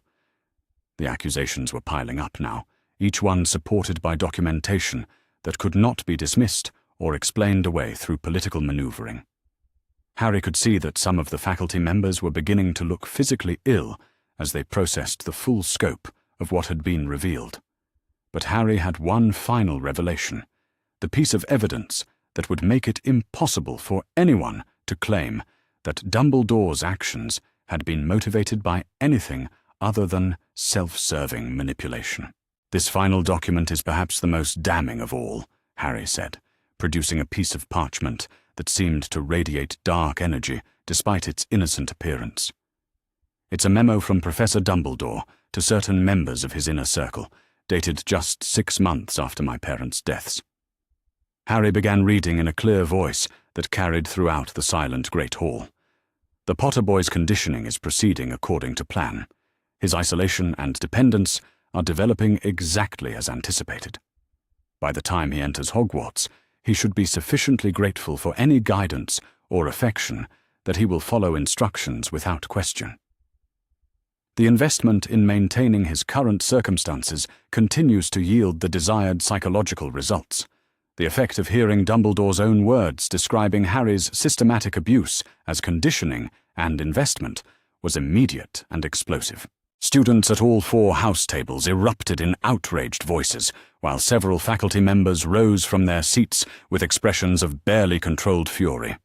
Professor McGonagall was staring at Dumbledore with a look of such profound betrayal that Harry almost felt sorry for the old wizard. Almost. But not quite. Whatever pain Dumbledore was experiencing now was nothing compared to what Harry had endured for 11 years under his supposed protection. "Albus," McGonagall said, her voice shaking with emotion. "How could you? How could you deliberately orchestrate the suffering of a child for any reason? This is monstrous beyond any justification you could possibly offer." Other voices joined the condemnation now, as faculty members who had trusted and respected Dumbledore for decades found themselves confronting the reality of what he had done. The political ramifications of these revelations would be enormous, but the personal betrayal felt by his colleagues was clearly even more devastating. Harry stood in the center of it all, feeling a profound sense of completion as he watched Dumbledore's carefully constructed world collapse around him. The man who had orchestrated 11 years of systematic abuse was finally being held accountable for his actions before an audience that could not be silenced or bought. The revolution Harry had planned during his weeks with the goblins had begun in earnest, and there would be no going back for any of them. As the chaos in the Great Hall continued to build, Harry felt a hand on his shoulder and turned to see Hermione Granger standing beside him, with tears streaming down her face. Behind her stood Neville Longbottom, his round face set in an expression of determined support, and surprisingly, several students from all 4 houses who had apparently decided that supporting Harry was more important than maintaining house loyalties. "You did it," Hermione whispered, her voice barely audible above the continuing uproar. "You actually did it. He can never hurt you again." Harry nodded, feeling the truth of her words, settling into his bones like a physical weight being lifted from his shoulders. Albus Dumbledore's power over him was broken forever, shattered by the simple act of speaking truth to an audience that refused to ignore what they had heard.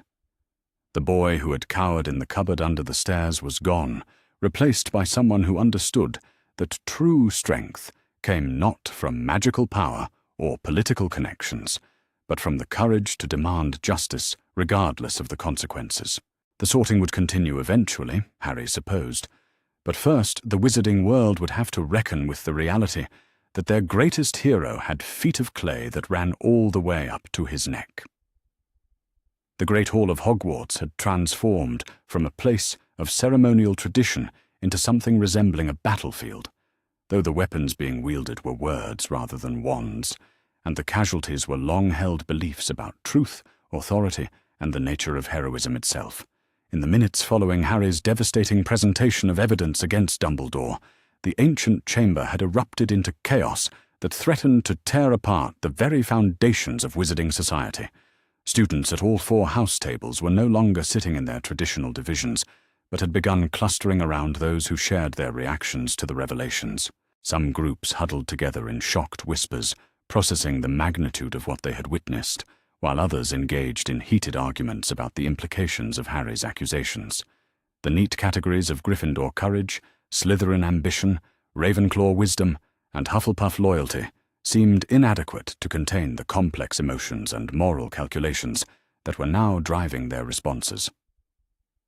At the Gryffindor table, older students like Percy Weasley sat in stunned silence, their faith in institutional authority shattered by learning that the man they had trusted above all others had systematically orchestrated the abuse of a fellow Gryffindor. The younger students looked to their house prefects for guidance, but found them just as lost and confused as everyone else in the hall. The situation at the Hufflepuff table was equally volatile, with students who had been taught to value fairness and loyalty struggling to reconcile those principles with what they had learned about Dumbledore's treatment of Harry. Several older Hufflepuffs had begun organizing what appeared to be an impromptu support network, discussing how to ensure that Harry would be protected from any retaliation that might follow his public accusations. But it was at the Slytherin table where the reaction was most complex and surprising. Rather than the schadenfreude that many might have expected from students whose house was traditionally associated with ambition and cunning, there was a palpable sense of professional respect for the thoroughness and effectiveness of Harry's campaign against Dumbledore. These were students who understood political maneuvering and strategic thinking, and they recognized mastery when they saw it. Draco Malfoy had become an unofficial spokesperson for this perspective, addressing anyone who would listen with genuine admiration for Harry's tactics. "Did you see how he controlled the timing and presentation of evidence?" Malfoy was saying to a mixed group of students from multiple houses. "He didn't just make accusations and hope people would believe him. He brought documentation, magical verification, multiple independent sources. This wasn't an emotional outburst. It was a planned campaign, executed with surgical precision." The Ravenclaw table reflected their house's reputation for intellectual curiosity, as students engaged in intense debates about the philosophical and legal implications of what they had witnessed. Some were already discussing the precedent this would set for challenging authority figures, while others focused on the broader questions about how institutions could be reformed to prevent such abuses of power in the future. Hermione Granger had positioned herself as something of a central figure in these discussions, having moved from her original seat to stand where students from all houses could hear her clear explanations of the evidence Harry had presented. Her reputation for academic excellence and intellectual honesty was already proving valuable in convincing skeptical students that the accusations against Dumbledore were based on verifiable facts rather than rumors or speculation. "The financial records alone are damning enough to destroy his career," Hermione was explaining to a group of older students who had gathered around her. But when you combine them with the medical reports and the correspondence showing that he actively rejected safer living arrangements for Harry, the pattern becomes impossible to ignore or explain away. A seventh-year Ravenclaw named Anthony Goldstein raised his hand to ask a question that several others were clearly wondering about. But why would Professor Dumbledore do something so obviously wrong? He's supposed to be one of the greatest wizards who ever lived. What could he possibly gain from treating Harry Potter so badly? Hermione's answer reflected the weeks of discussion and analysis she had shared with Harry during their alliance-building efforts on the Hogwarts Express. According to the evidence, Professor Dumbledore believed that Harry would need to sacrifice himself to defeat Voldemort permanently. He thought that by keeping Harry isolated, dependent, and grateful for any kindness, he could ensure that Harry would make that sacrifice willingly when the time came. The explanation sent another wave of shocked murmurs through the assembled students. The idea that their beloved headmaster had been deliberately conditioning a child for martyrdom was almost too monstrous to accept. But the documentation Harry had presented made denial increasingly difficult. Meanwhile, the faculty table had become its own center of upheaval, as professors struggled to come to terms with the collapse of their faith in Dumbledore's leadership. Professor McGonagall sat with her head in her hands, clearly devastated by the realization that her own compliance had enabled Harry's suffering to continue unchecked. As someone who had opposed Harry's placement with the Dursleys from the beginning, she was now forced to confront the fact that her failure to push harder for intervention had contributed to 11 years of systematic abuse. Professor Flitwick was engaged in an intense, whispered conversation with Professor Sprout, both of them reviewing notes they had apparently been taking during Harry's presentation. As heads of Ravenclaw and Hufflepuff, respectively, they were likely considering the impact these revelations would have on their own students and on the broader Hogwarts community. But it was Professor Snape whose reaction was most dramatically visible. The usually controlled potions master was pacing behind the head table with barely contained fury, his black robes billowing dramatically as he processed the full implications of what had been revealed. Occasionally, he would stop to stare at Dumbledore with an expression of such intense anger that several students instinctively moved further away from the head table. "You told me the boy was adequately cared for," Snape said suddenly, his voice cutting through the chaos in the Great Hall with knife-like precision. "You assured me that reports of abuse were exaggerated by people who didn't understand the complexities of his protection." Dumbledore, who had been sitting in stunned silence since the conclusion of Harry's presentation, looked up to meet Snape's furious gaze. The headmaster's face showed every one of his many years as he struggled to find words that might salvage some remnant of the relationships he had built over decades of careful manipulation. "Severus," Dumbledore began, his voice lacking any of its usual warmth or authority. "You must understand that the decisions I made were based on information you didn't possess. The prophecy required certain preparations that would have been impossible to explain." "Don't," Snape interrupted, his voice dropping to a dangerous whisper that somehow carried throughout the entire hall. "Don't you dare attempt to justify systematic child abuse by invoking prophecy or destiny or any other convenient mystical nonsense you've used to rationalize your crimes." The potions master's words seemed to break whatever composure Dumbledore had been trying to maintain. The old wizard's shoulders sagged visibly as he looked around the great hall and saw the expressions of horror, betrayal, and growing condemnation on the faces surrounding him. Harry watched this exchange with a mixture of satisfaction and something that might have been pity. Even after everything Dumbledore had done to him, seeing the old man's world collapse in such a public and devastating way was not entirely pleasant. But it was necessary, and Harry had learned during his weeks with the goblins that justice often required difficult choices and uncomfortable consequences. The chaos in the Great Hall was interrupted by the arrival of additional figures who had apparently been summoned by the unprecedented nature of what was unfolding. The great doors at the entrance to the hall opened to admit several individuals whose presence immediately commanded attention from everyone present. Amelia Bones, head of the Department of Magical Law Enforcement, strode into the hall with the purposeful gait of someone who had been called to address a serious situation.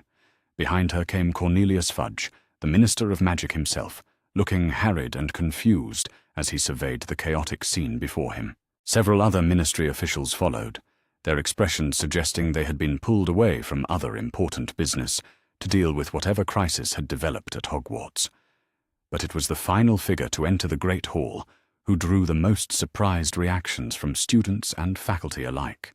Augusta Longbottom walked through the doors with the regal bearing that had made her a formidable presence in wizarding politics for decades, her vulture-topped hat and severe robes marking her as someone who did not suffer fools gladly or accept convenient lies about matters of importance.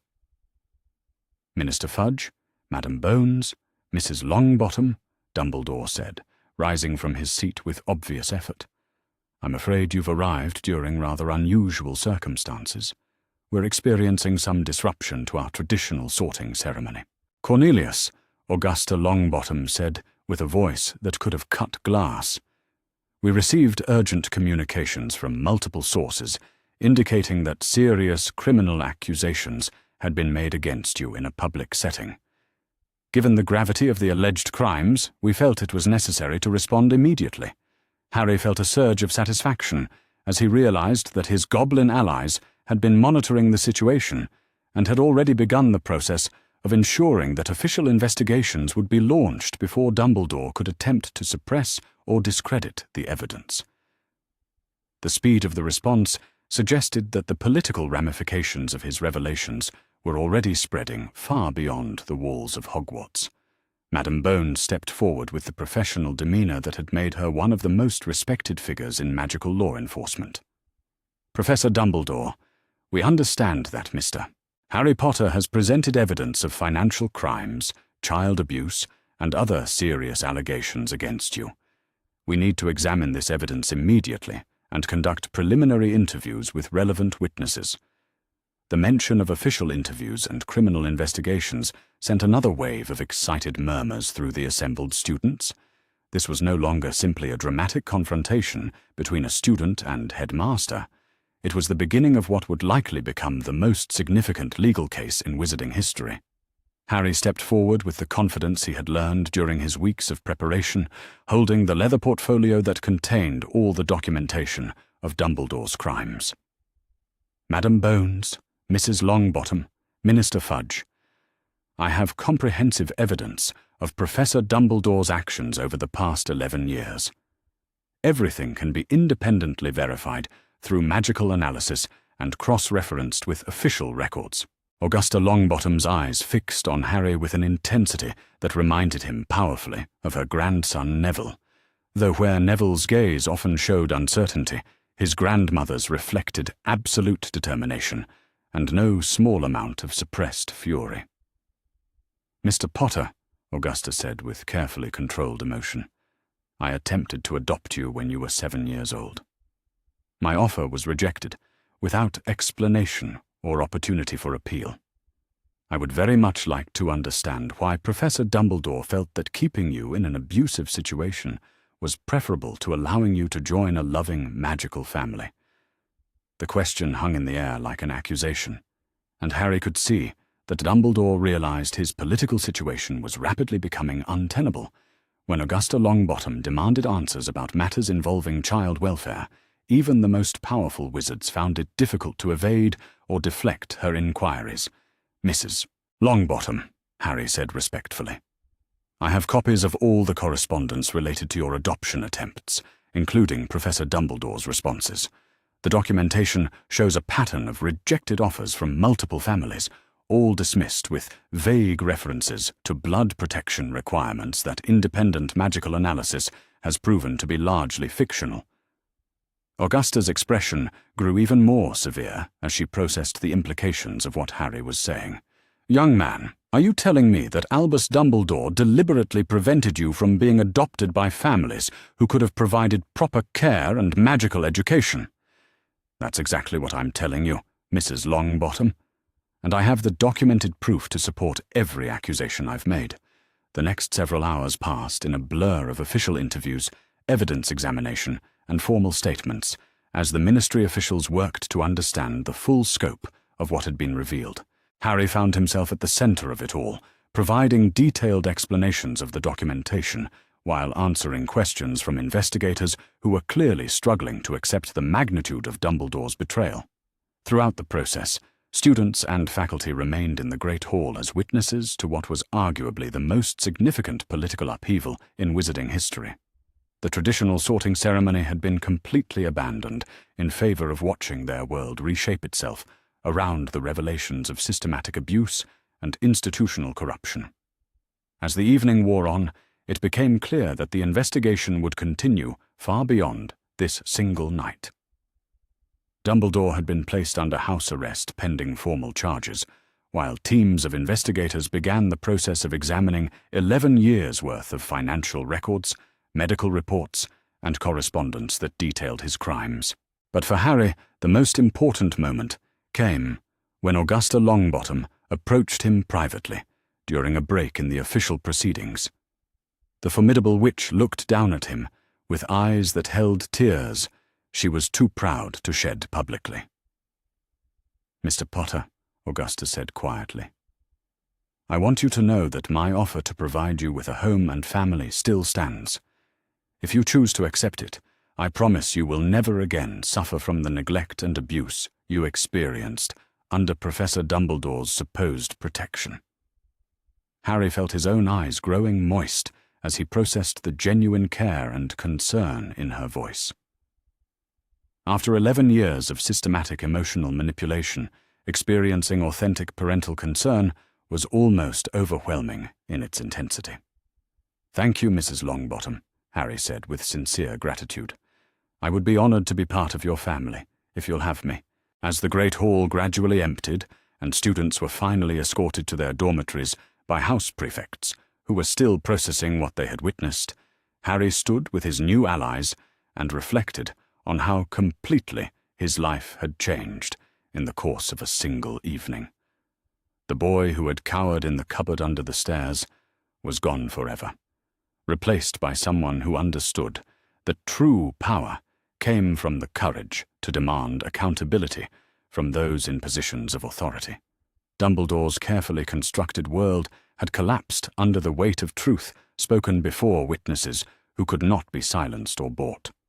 The revolution Harry had planned during his weeks with the goblins was now an irreversible reality, and there would be no going back for any of them. But as he looked around the Great Hall one final time before leaving for what he assumed would be the last time as a Hogwarts student, Harry felt not triumph but a profound sense of completion. Justice had been served, truth had been revealed, and the systematic abuse of power that had defined his childhood was finally being held accountable. Tomorrow would bring new challenges as the wizarding world struggled to come to terms with the collapse of one of its greatest myths. But tonight, for the first time in his life, Harry Potter could sleep, knowing that no one would ever again have the power to orchestrate his suffering for their own purposes. The weapon Dumbledore had tried to create through systematic abuse and manipulation had become something far more dangerous. A young man with the knowledge, resources, and moral authority to demand that the world live up to its stated values, rather than accepting convenient lies about necessary sacrifices and greater goods. The age of unquestioned authority was over, and a new chapter in wizarding history was about to begin. The private chambers that Professor McGonagall maintained within Hogwarts Castle had always been a sanctuary of order and scholarly precision, their walls lined with transfiguration texts and careful notes accumulated over decades of teaching. But on this night, 3 hours after the most dramatic upheaval in the school's 1,000-year history, the space felt more like a confessional than a study, heavy with the weight of long-suppressed guilt and the devastating recognition of complicity in systematic abuse. Harry Potter sat in a comfortable armchair beside the fireplace, his expensive robes a stark contrast to the threadbare clothing he had worn for the first 11 years of his life.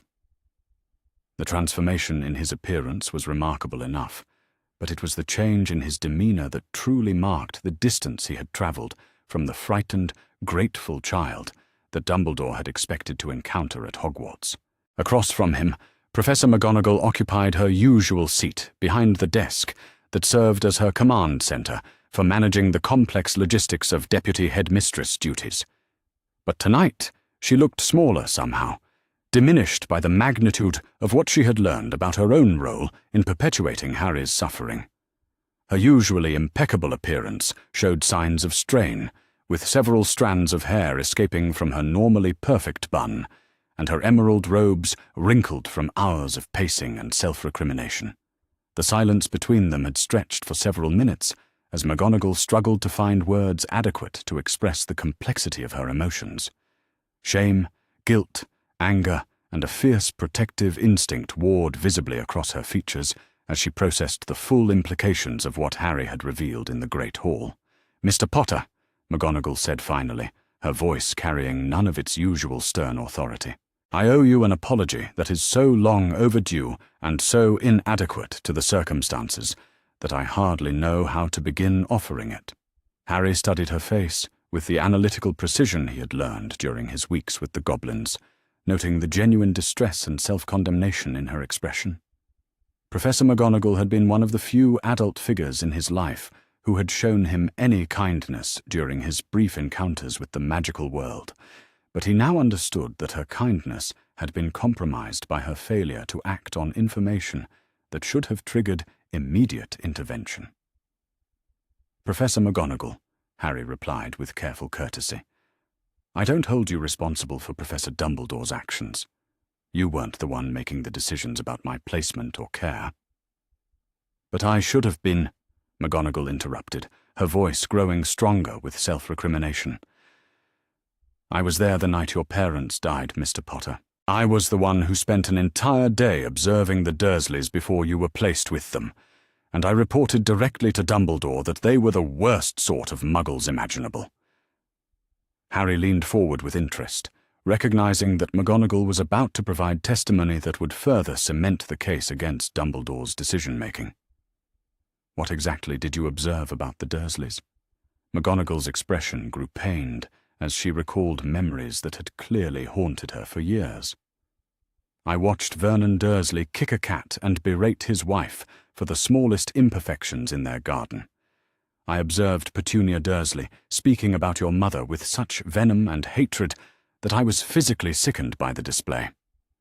Most importantly, I witnessed both of them discussing magical people with disgust and contempt that left no doubt about how they would treat a magical child placed in their care." She paused, her hands trembling slightly as she continued. "I wrote a detailed report about my observations, and submitted it to Dumbledore with a strong recommendation against placing you with the Dursleys. I suggested several alternative families who would have welcomed you with love and proper magical education. What was Dumbledore's response to your report?" McGonagall's voice grew bitter as she recalled the conversation that had shaped the trajectory of Harry's childhood. "He dismissed my concerns as emotional overreaction and insisted that the blood protection wards required your placement with your mother's relatives. When I pressed him for more specific information about these protections, he told me that the magical theory was too complex for me to understand, and that I should trust his expertise in such matters." Harry felt a familiar surge of cold anger at yet another example of Dumbledore's manipulation, but he kept his voice carefully controlled as he responded. "Did you believe his explanation about the blood wards?" McGonagall was quiet for a long moment before answering with painful honesty. "I wanted to believe it because the alternative was accepting that I was allowing a child to be placed in an abusive situation when I had the power to prevent it. It was easier to trust Dumbledore's assurances than to confront the possibility that he was making a catastrophic error in judgment." "But you continued to have concerns about my welfare over the years?" "Yes," McGonagall admitted, her voice barely above a whisper. "I checked on you periodically in my animagus form, observing the household and trying to assess your condition without alerting the Dursleys to my presence. What I saw confirmed my worst fears about your treatment, but every time I reported my observations to Dumbledore, he insisted that any intervention would compromise your protection." McGonagall rose from her chair and began pacing behind her desk with agitated energy, her guilt and frustration finally finding physical expression. "I documented everything, Mr. Potter. Every sign of neglect, every indication of abuse, every moment when you looked so thin and frightened that I wanted to transform back into human form and take you away from that house immediately." She stopped pacing and fixed Harry with a gaze that burned with self-condemnation. "I have 11 years of detailed observations proving that Dumbledore knew exactly what was being done to you and chose to allow it to continue. I am as complicit in your suffering as he is, because I had the evidence to challenge his authority, and I chose institutional loyalty over a child's welfare." Harry felt a complex mix of emotions as he processed McGonagall's confession. Her guilt was genuine, and her self-condemnation was clearly causing her significant pain, but her documentation would prove invaluable in establishing the full scope of Dumbledore's knowledge and culpability. "Professor McGonagall, may I see this documentation you've maintained?" McGonagall moved to a secure cabinet behind her desk and withdrew a thick, leather-bound journal that showed signs of frequent use over many years. The cover was worn smooth from handling, and the pages were filled with McGonagall's precise handwriting, documenting observations, concerns, and increasingly desperate attempts to convince Dumbledore to intervene in Harry's situation. Harry accepted the journal with reverent care, recognizing that McGonagall was entrusting him with evidence that would be devastating to her own reputation as well as Dumbledore's. The entries began just weeks after Harry's placement with the Dursleys and continued right up to the present, creating a comprehensive record of systematic abuse observed but not prevented. The early entries were clinical and professional, documenting Harry's physical condition and the Dursleys' treatment of him with the objective precision of someone trained to observe and report. But as the years passed, McGonagall's writing began to show increasing emotional strain as she watched Harry suffer while being unable to convince Dumbledore to take action. October 15th, 1985, Harry read aloud from one of the more recent entries. Observed Harry Potter, age 5, retrieving mail from the letterbox while wearing clothing clearly intended for a much larger child. Both shirt and trousers were held up with what appeared to be rope rather than proper belt. Child appeared underweight and moved with the careful caution typical of children who have learned to avoid attracting negative attention. Harry looked up from the journal to meet McGonagall's pained gaze. "You documented this level of detail for 6 years, and Dumbledore continued to dismiss your concerns?" Every report I submitted was met with the same response. McGonagall confirmed. Dumbledore would acknowledge that your situation was unfortunate, but insist that the protection provided by the Blood Wards made any change in your living arrangements too dangerous to consider. She moved to stand beside the fireplace, staring into the flames as if seeking absolution from forces beyond human judgment. The most frustrating part was that Dumbledore never provided specific details about how these protections worked or why they required you to be actively mistreated. When I researched Blood Ward magic independently, I found nothing that suggested such protections required the protected person to suffer abuse or neglect. What did your research reveal about blood protection magic? McGonagall's expression grew thoughtful as she shifted into the analytical mode that made her such an effective teacher. Blood protection magic is indeed real, and can be quite powerful under the right circumstances. Your mother's sacrifice created a form of magical protection that would shield you from Voldemort's direct influence as long as you could claim sanctuary with someone who shared her blood. She turned from the fireplace to face Harry directly. But the protection doesn't require the blood relative to love or care for the protected person, and it certainly doesn't require abuse or neglect. The magic would have functioned just as effectively if Petunia had treated you with kindness and respect. So Dumbledore's justification for allowing my mistreatment was based on a deliberate misrepresentation of how the protection magic actually works. That appears to be the case, McGonagall confirmed with growing anger. More importantly, the same protection could have been maintained while you lived with a magical family who understood your needs and could provide proper care and education. The blood connection with Petunia was important, but it didn't require you to live with her year-round or to be subjected to abuse. Harry felt another piece of the puzzle clicking into place as he understood the full sophistication of Dumbledore's manipulation. The headmaster had used just enough legitimate magical theory to make his explanations plausible while deliberately omitting crucial details that would have revealed alternative options for Harry's care. "Professor McGonagall," Harry said carefully, "would you be willing to testify about your observations and research if formal charges are brought against Professor Dumbledore?" McGonagall's response was immediate and definitive. "Mr. Potter, I will testify to everything I know and provide any documentation that might help achieve justice for what was done to you. I failed you when it mattered most, but I will not fail you again by remaining silent when you need witnesses to speak the truth." The conversation was interrupted by a soft knock at the chamber door, followed by the entrance of several figures whose presence immediately shifted the dynamic of the room. Hermione Granger entered first, her bushy hair slightly disheveled from what had clearly been an intense evening of discussion and planning. Behind her came Neville Longbottom, whose round face showed a determination that Harry was beginning to recognize as his natural state when confronted with clear examples of injustice. "Professor McGonagall," Hermione said with her characteristic directness, "we need to talk about what happens next.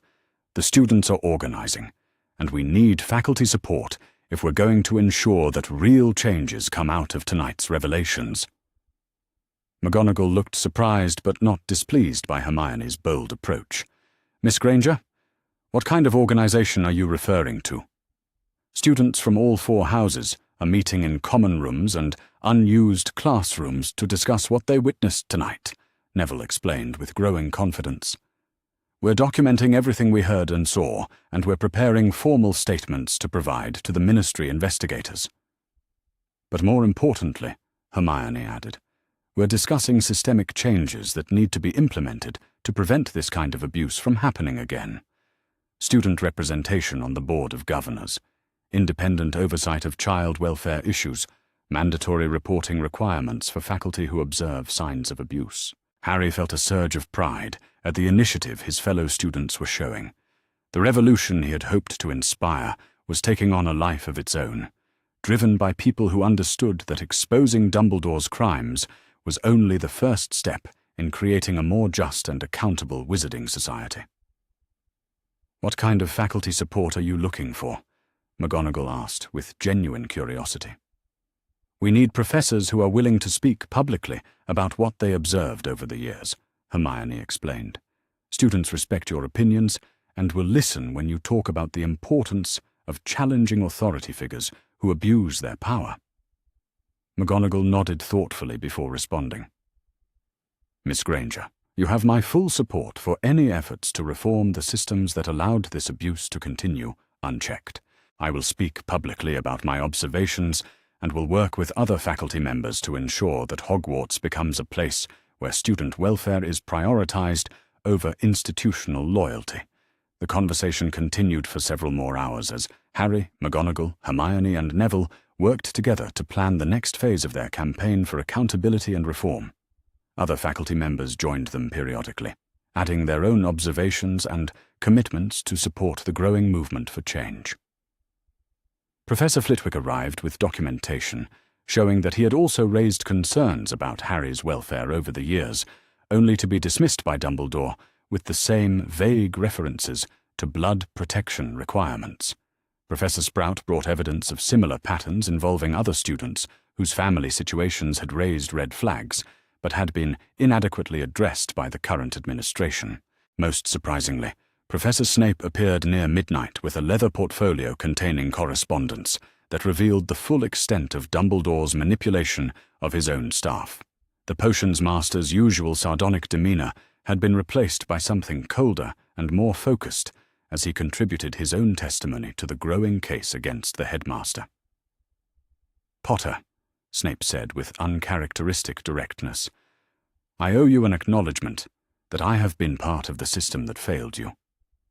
My personal animosity toward your father should never have prevented me from recognizing and responding to clear signs that you were being mistreated." Harry studied Snape's face with interest, noting the genuine regret and self-condemnation in the older wizard's expression.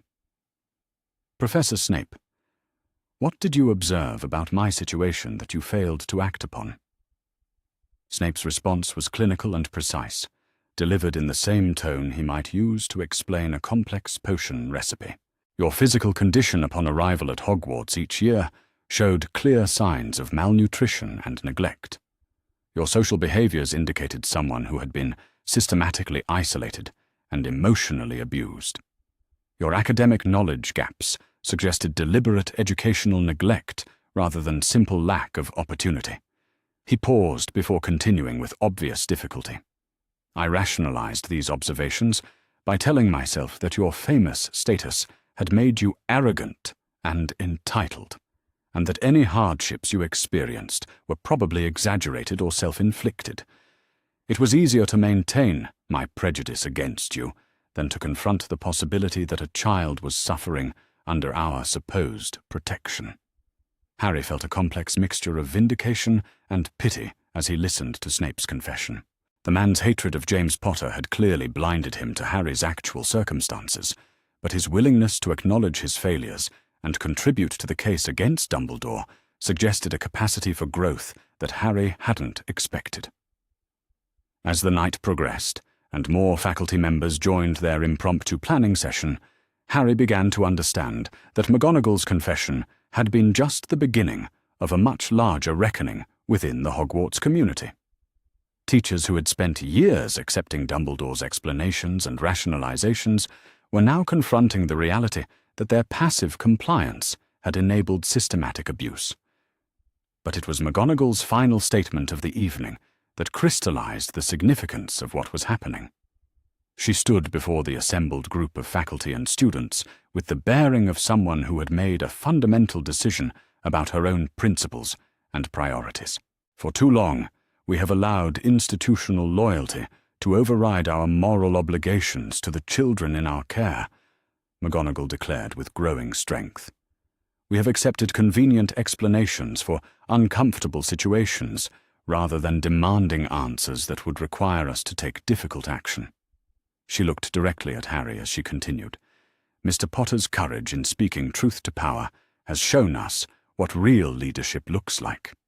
Not the manipulation and control that Dumbledore exercised, but the moral authority that comes from refusing to accept injustice regardless of personal cost." McGonagall's voice grew stronger as she reached her conclusion. I pledge to you all that Hogwarts will become an institution that protects students rather than protecting those who harm students. We will create systems of accountability and oversight that prevent this kind of abuse from ever happening again. As the meeting finally concluded and the participants began returning to their respective quarters, Harry reflected on how completely his life had changed in the course of a single day. The frightened, confused child who had been expected to arrive at Hogwarts was gone forever, replaced by someone who understood that real change required more than exposing individual criminals. The revolution he had begun with his goblin allies was now a genuine movement involving students and faculty who were committed to reforming the fundamental structures that had allowed Dumbledore's abuse to continue unchecked. McGonagall's confession had provided crucial evidence for the legal case against Dumbledore, but more importantly, it had demonstrated that institutional change was possible when people chose moral courage over comfortable compliance.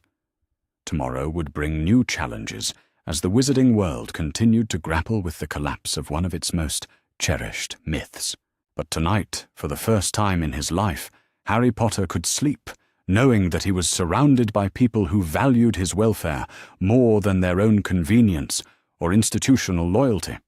The weapon Dumbledore had tried to create through systematic manipulation had become something far more dangerous to corrupt authority, a catalyst for widespread reform that would outlast any individual's attempts to control or contain it.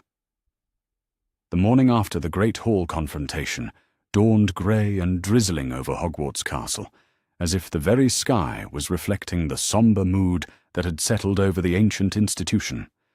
But within the walls of the school, a different kind of energy was building, one that hummed with purpose and determination, as students from all four houses began to organize themselves into something unprecedented in the 1,000-year history of magical education. Harry Potter stood at the window of the guest quarters Augusta Longbottom had secured for him within the castle, watching groups of students move purposefully across the grounds despite the early hour and inclement weather. Even from this distance, he could see the animated gestures and intense conversations that marked people engaged in serious planning rather than casual socializing. The transformation in student behavior was remarkable to observe. Where once house divisions had been the primary organizing principle for student interactions, now Harry could see Gryffindors and Slytherins walking together in deep discussion, while Ravenclaws and Hufflepuffs clustered around what appeared to be impromptu information-sharing sessions. The artificial barriers that had defined student life for centuries were dissolving under the pressure of shared purpose and moral clarity. A soft knock at his door interrupted Harry's observations, and he turned to find Hermione Granger entering, with her arms full of parchment, quills, and what appeared to be enough organizational materials to coordinate a small army. Her bushy hair was more disheveled than usual, suggesting she had spent most of the night working rather than sleeping, but her eyes burned with the fierce intelligence that had made her such a valuable ally from their first conversation on the Hogwarts Express. "Harry," Hermione said without preamble, "we need to talk about what's happening throughout the castle. The students are organizing faster and more effectively than I thought possible, but we need to channel this energy productively if we want to achieve lasting change." She moved to the small table near the window and began spreading out what Harry realized was a comprehensive organizational chart showing student representatives from each house and year, along with detailed notes about their particular areas of focus and expertise. "What exactly are they organizing to accomplish?" Harry asked, though he suspected he already knew the answer from the determined expressions he had observed on the faces moving across the grounds. "Multiple things simultaneously," Hermione replied with the systematic precision that made her such an effective coordinator. "First, they're documenting everything they witnessed last night and preparing formal statements for the Ministry investigators. Second, they're researching the legal and political ramifications of Dumbledore's removal and what it means for Hogwarts governance going forward." She pointed to different sections of her organizational chart as she continued. But most importantly, they're developing proposals for systemic reforms that will prevent this kind of institutional abuse from happening again. Student representation on the Board of Governors, mandatory reporting requirements for faculty, independent oversight of child welfare issues within the school. Harry felt a surge of pride as he processed the scope of what his fellow students had accomplished in just a few hours. The revolution he had hoped to inspire was taking on dimensions he hadn't dared to imagine, driven by young people who understood that exposing individual crimes was only the first step toward creating lasting change. How are the different houses responding to this cross-house cooperation? Harry asked, curious about whether traditional rivalries were interfering with the organizational efforts. That's actually the most remarkable part, Hermione said, with obvious excitement. The house divisions haven't disappeared entirely, but they're being used constructively rather than as sources of conflict. Gryffindors are taking the lead on direct confrontation and public advocacy. Slytherins are handling political strategy and institutional maneuvering. Ravenclaws are researching legal precedents and policy alternatives. Hufflepuffs are organizing support networks and ensuring that everyone feels included in the process. The efficiency of this natural division of labor was impressive, Harry realized, and it spoke to the maturity and sophistication of the student body's response to the crisis. Rather than allowing shock and confusion to paralyze them, they had channeled their energy into constructive action that played to each house's traditional strengths. Their conversation was interrupted by another knock at the door, this one announcing the arrival of Neville Longbottom, accompanied by several students Harry recognized from their recruitment conversations on the Hogwarts Express. Luna Lovegood drifted behind the group with her characteristic ethereal expression, but Harry had learned not to mistake her dreamy demeanor for lack of practical intelligence.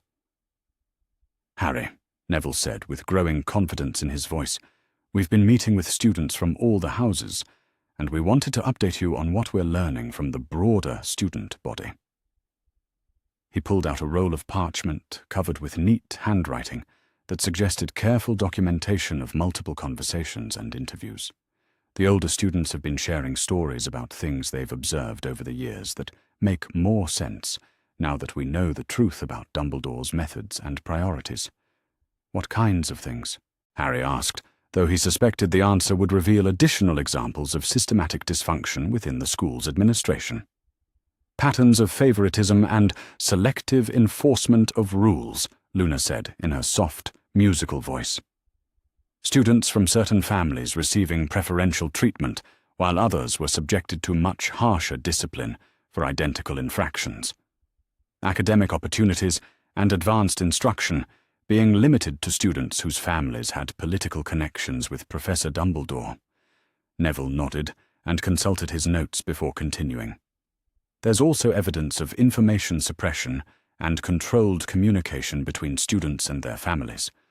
Several older students report that letters home describing problems or concerns often seemed to go missing, while their parents received reassuring communications from school administration that contradicted what the students had actually written." Harry felt his anger building as he processed these additional examples of Dumbledore's systematic manipulation of the school environment. It wasn't enough for the headmaster to orchestrate Harry's specific abuse. He had apparently created an entire system of control and information management designed to prevent students and families from effectively challenging his authority. "Are students willing to go on record with these observations?" Harry asked. "That's why we're here," said Susan Bones, who had joined their group during the conversation. "My Aunt Amelia is heading the ministry investigation, and she's asked me to coordinate with student witnesses who want to provide formal testimony about their experiences." Susan held up a thick folder, filled with what appeared to be signed statements and sworn declarations. "We have testimony from over 60 students covering incidents spanning the past 7 years. Financial irregularities, academic discrimination, suppression of student communications, selective enforcement of discipline, and systematic efforts to prevent students from accessing information about their rights and options within the magical educational system." The scope of student cooperation was impressive, Harry realized, but it also suggested that Dumbledore's manipulative practices had affected far more people than just Harry himself. The headmaster had apparently viewed the entire Hogwarts student body as a collection of resources to be managed and controlled, rather than young people deserving of honest education and supportive guidance. "How are the faculty responding to all this student activity?" Harry asked, curious whether the adult members of the school community were supportive of the organizational efforts or threatened by them. "Mixed reactions," Hermione replied diplomatically. "Professors McGonagall, Flitwick, and Sprout have been incredibly supportive and are actively helping students understand their rights and options. Professor Snape has been providing information and documentation, though in his typically unpleasant manner. But some of the other faculty members are clearly uncomfortable with students organizing independently and questioning institutional authority," Neville added. "Professor Binns seems genuinely confused by the entire situation, while Professor Trelawney keeps making vague predictions about upheaval and change that don't actually provide useful guidance." Harry nodded, having expected that some faculty members would resist student empowerment, regardless of the circumstances that had created it.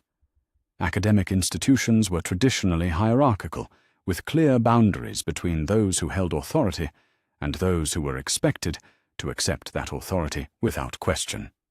"What about the broader wizarding community?" Harry asked. "Are you getting any feedback from families about how they're responding to news of what happened here last night?" "That's where things get really interesting," Susan said with obvious excitement. "My aunt tells me that the ministry has been flooded with inquiries from parents demanding information about their own children's experiences at Hogwarts. Apparently, many families had concerns over the years, but were told that their questions were inappropriate or that they didn't understand the complexities of magical education." She pulled out what appeared to be copies of official correspondence between the ministry and concerned parents. Now that they know Dumbledore was systematically deceiving people, they're demanding full investigations into everything from academic policies to disciplinary procedures to the financial management of school resources. The political ramifications were expanding faster than Harry had anticipated, creating pressure for reform from multiple directions simultaneously. Parents, students, faculty, and government officials were all beginning to understand that Dumbledore's abuse of Harry had been part of a much larger pattern of institutional dysfunction that had affected the entire magical education system. Their planning session was interrupted by the arrival of Percy Weasley, whose usually pompous demeanor had been replaced by something approaching genuine humility. The former head boy looked uncomfortable as he approached their group, clearly struggling with how to position himself in relation to the student movement that was reshaping Hogwarts. "Potter," Percy said formally, "I wanted to speak with you about the Ministry's response to last night's revelations, and about my own role in perpetuating some of the systems that enabled Dumbledore's abuse to continue unchecked." Harry studied Percy's face with interest, noting the obvious internal conflict between the young man's natural inclination toward institutional loyalty and his growing recognition that those institutions had been corrupted by the very authority figures he had trusted. "What role are you referring to, Percy?" Percy's discomfort was visible as he responded. "As head boy, I was responsible for enforcing school policies and maintaining discipline among the student body. I now realize that some of those policies were specifically designed to limit student communication and prevent the kind of organizing that might have challenged Dumbledore's authority much sooner." He pulled out what appeared to be official school documentation, detailing various regulations and procedures that had been implemented during his tenure. "I was told these policies were necessary for maintaining order and academic focus, but I can see now that they were actually designed to prevent students from effectively advocating for their own interests or questioning administrative decisions." "What kinds of policies?" Hermione asked with obvious curiosity about the specific mechanisms of institutional control. Restrictions on student publications that might criticize school administration, limitations on cross-house meetings and activities, requirements that all communications with parents be reviewed by faculty before being sent, Percy explained with growing shame in his voice. I enforced these policies without questioning their purpose, because I trusted that school leadership knew what was best for everyone. Harry felt a mixture of anger and pity as he listened to Percy's confession. The young man had clearly been manipulated into serving as an agent of the very system that had enabled Harry's abuse, but his willingness to acknowledge his role and provide documentation suggested genuine remorse rather than political calculation. Percy, what documentation can you provide about these policies and their implementation?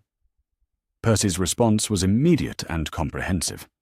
I maintained detailed records of all policy enforcement during my time as head boy, including correspondence with Professor Dumbledore about specific disciplinary cases and administrative decisions. I also have documentation showing how information was controlled and manipulated to prevent students and families from understanding the true scope of various problems within the school. He handed over a thick folder containing what appeared to be years' worth of administrative correspondence and policy documentation. Most damning are the communications showing how Dumbledore used student disciplinary procedures to punish anyone who asked too many questions about school policies or tried to organize other students around issues of fairness and accountability. As Harry reviewed Percy's documentation, he began to understand the true sophistication of Dumbledore's control systems. The headmaster hadn't simply manipulated Harry's specific situation. He had created an entire institutional framework designed to prevent effective challenges to his authority from any source within the school community. The morning continued with a steady stream of students arriving to share information, coordinate activities, and contribute to the growing body of evidence that would support comprehensive reform of the magical education system. House elves appeared periodically to provide testimony about things they had observed over the years, but had been forbidden to discuss with anyone outside their immediate work duties. Dobby, one of the recently freed elves who had remained at Hogwarts as a paid employee, proved particularly valuable as a witness to Dumbledore's private conversations and decision-making processes. The elf's magical nature allowed him to observe situations that would have been hidden from human witnesses, and his testimony revealed additional layers of manipulation and control that even Harry hadn't suspected. Professor Dumbledore was always talking to himself about the Potter boy, Dobby reported with obvious distress, always planning and calculating how to make sure the boy would be grateful and obedient when the time came for important decisions. The house elf's testimony was corroborated by several of his colleagues, who had apparently been sharing information and comparing observations for years without realizing the significance of what they were witnessing. Their collective evidence painted a picture of systematic psychological manipulation that extended far beyond the physical neglect and abuse Harry had experienced at Privet Drive. As the day progressed, Harry found himself at the center of an organizational network that was rapidly becoming more sophisticated and effective than many adult political movements he had read about. Students were coordinating research, documentation, communication with external authorities, and strategic planning with a level of competence that suggested genuine leadership potential rather than simple, youthful enthusiasm. But it was the arrival of representatives from other magical schools that truly demonstrated the scope of impact Harry's revelations were having on the broader wizarding world. Students from Beauxbatons Academy of Magic and Durmstrang Institute had apparently travelled to Scotland overnight to observe the situation at Hogwarts and assess whether similar problems existed within their own institutions. The international attention was gratifying but also sobering, as Harry realized that his personal quest for justice had evolved into something with implications for magical education throughout Europe, and possibly beyond. The weapon Dumbledore had tried to create through systematic abuse had become a catalyst for reform that would outlast any individual's attempts to control or contain it. As the sun began to set over Hogwarts Castle, casting long shadows across the grounds where students continued to meet and plan, Harry reflected on how completely his life had changed in just 24 hours. The frightened, grateful child who had been expected to arrive at school was gone forever, replaced by someone who understood that real leadership meant empowering others to recognize and exercise their own capacity for positive change.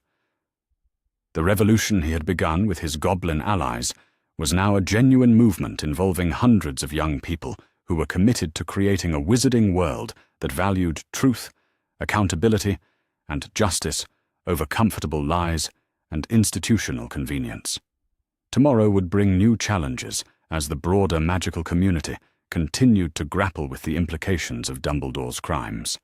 But tonight, surrounded by allies who shared his commitment to systemic reform, Harry Potter could rest, knowing that the changes they were implementing would protect future generations from the kind of systematic abuse he had endured. The age of unquestioned authority was ending, and a new era of student empowerment and institutional accountability was beginning to emerge from the ruins of Albus Dumbledore's carefully constructed mythology.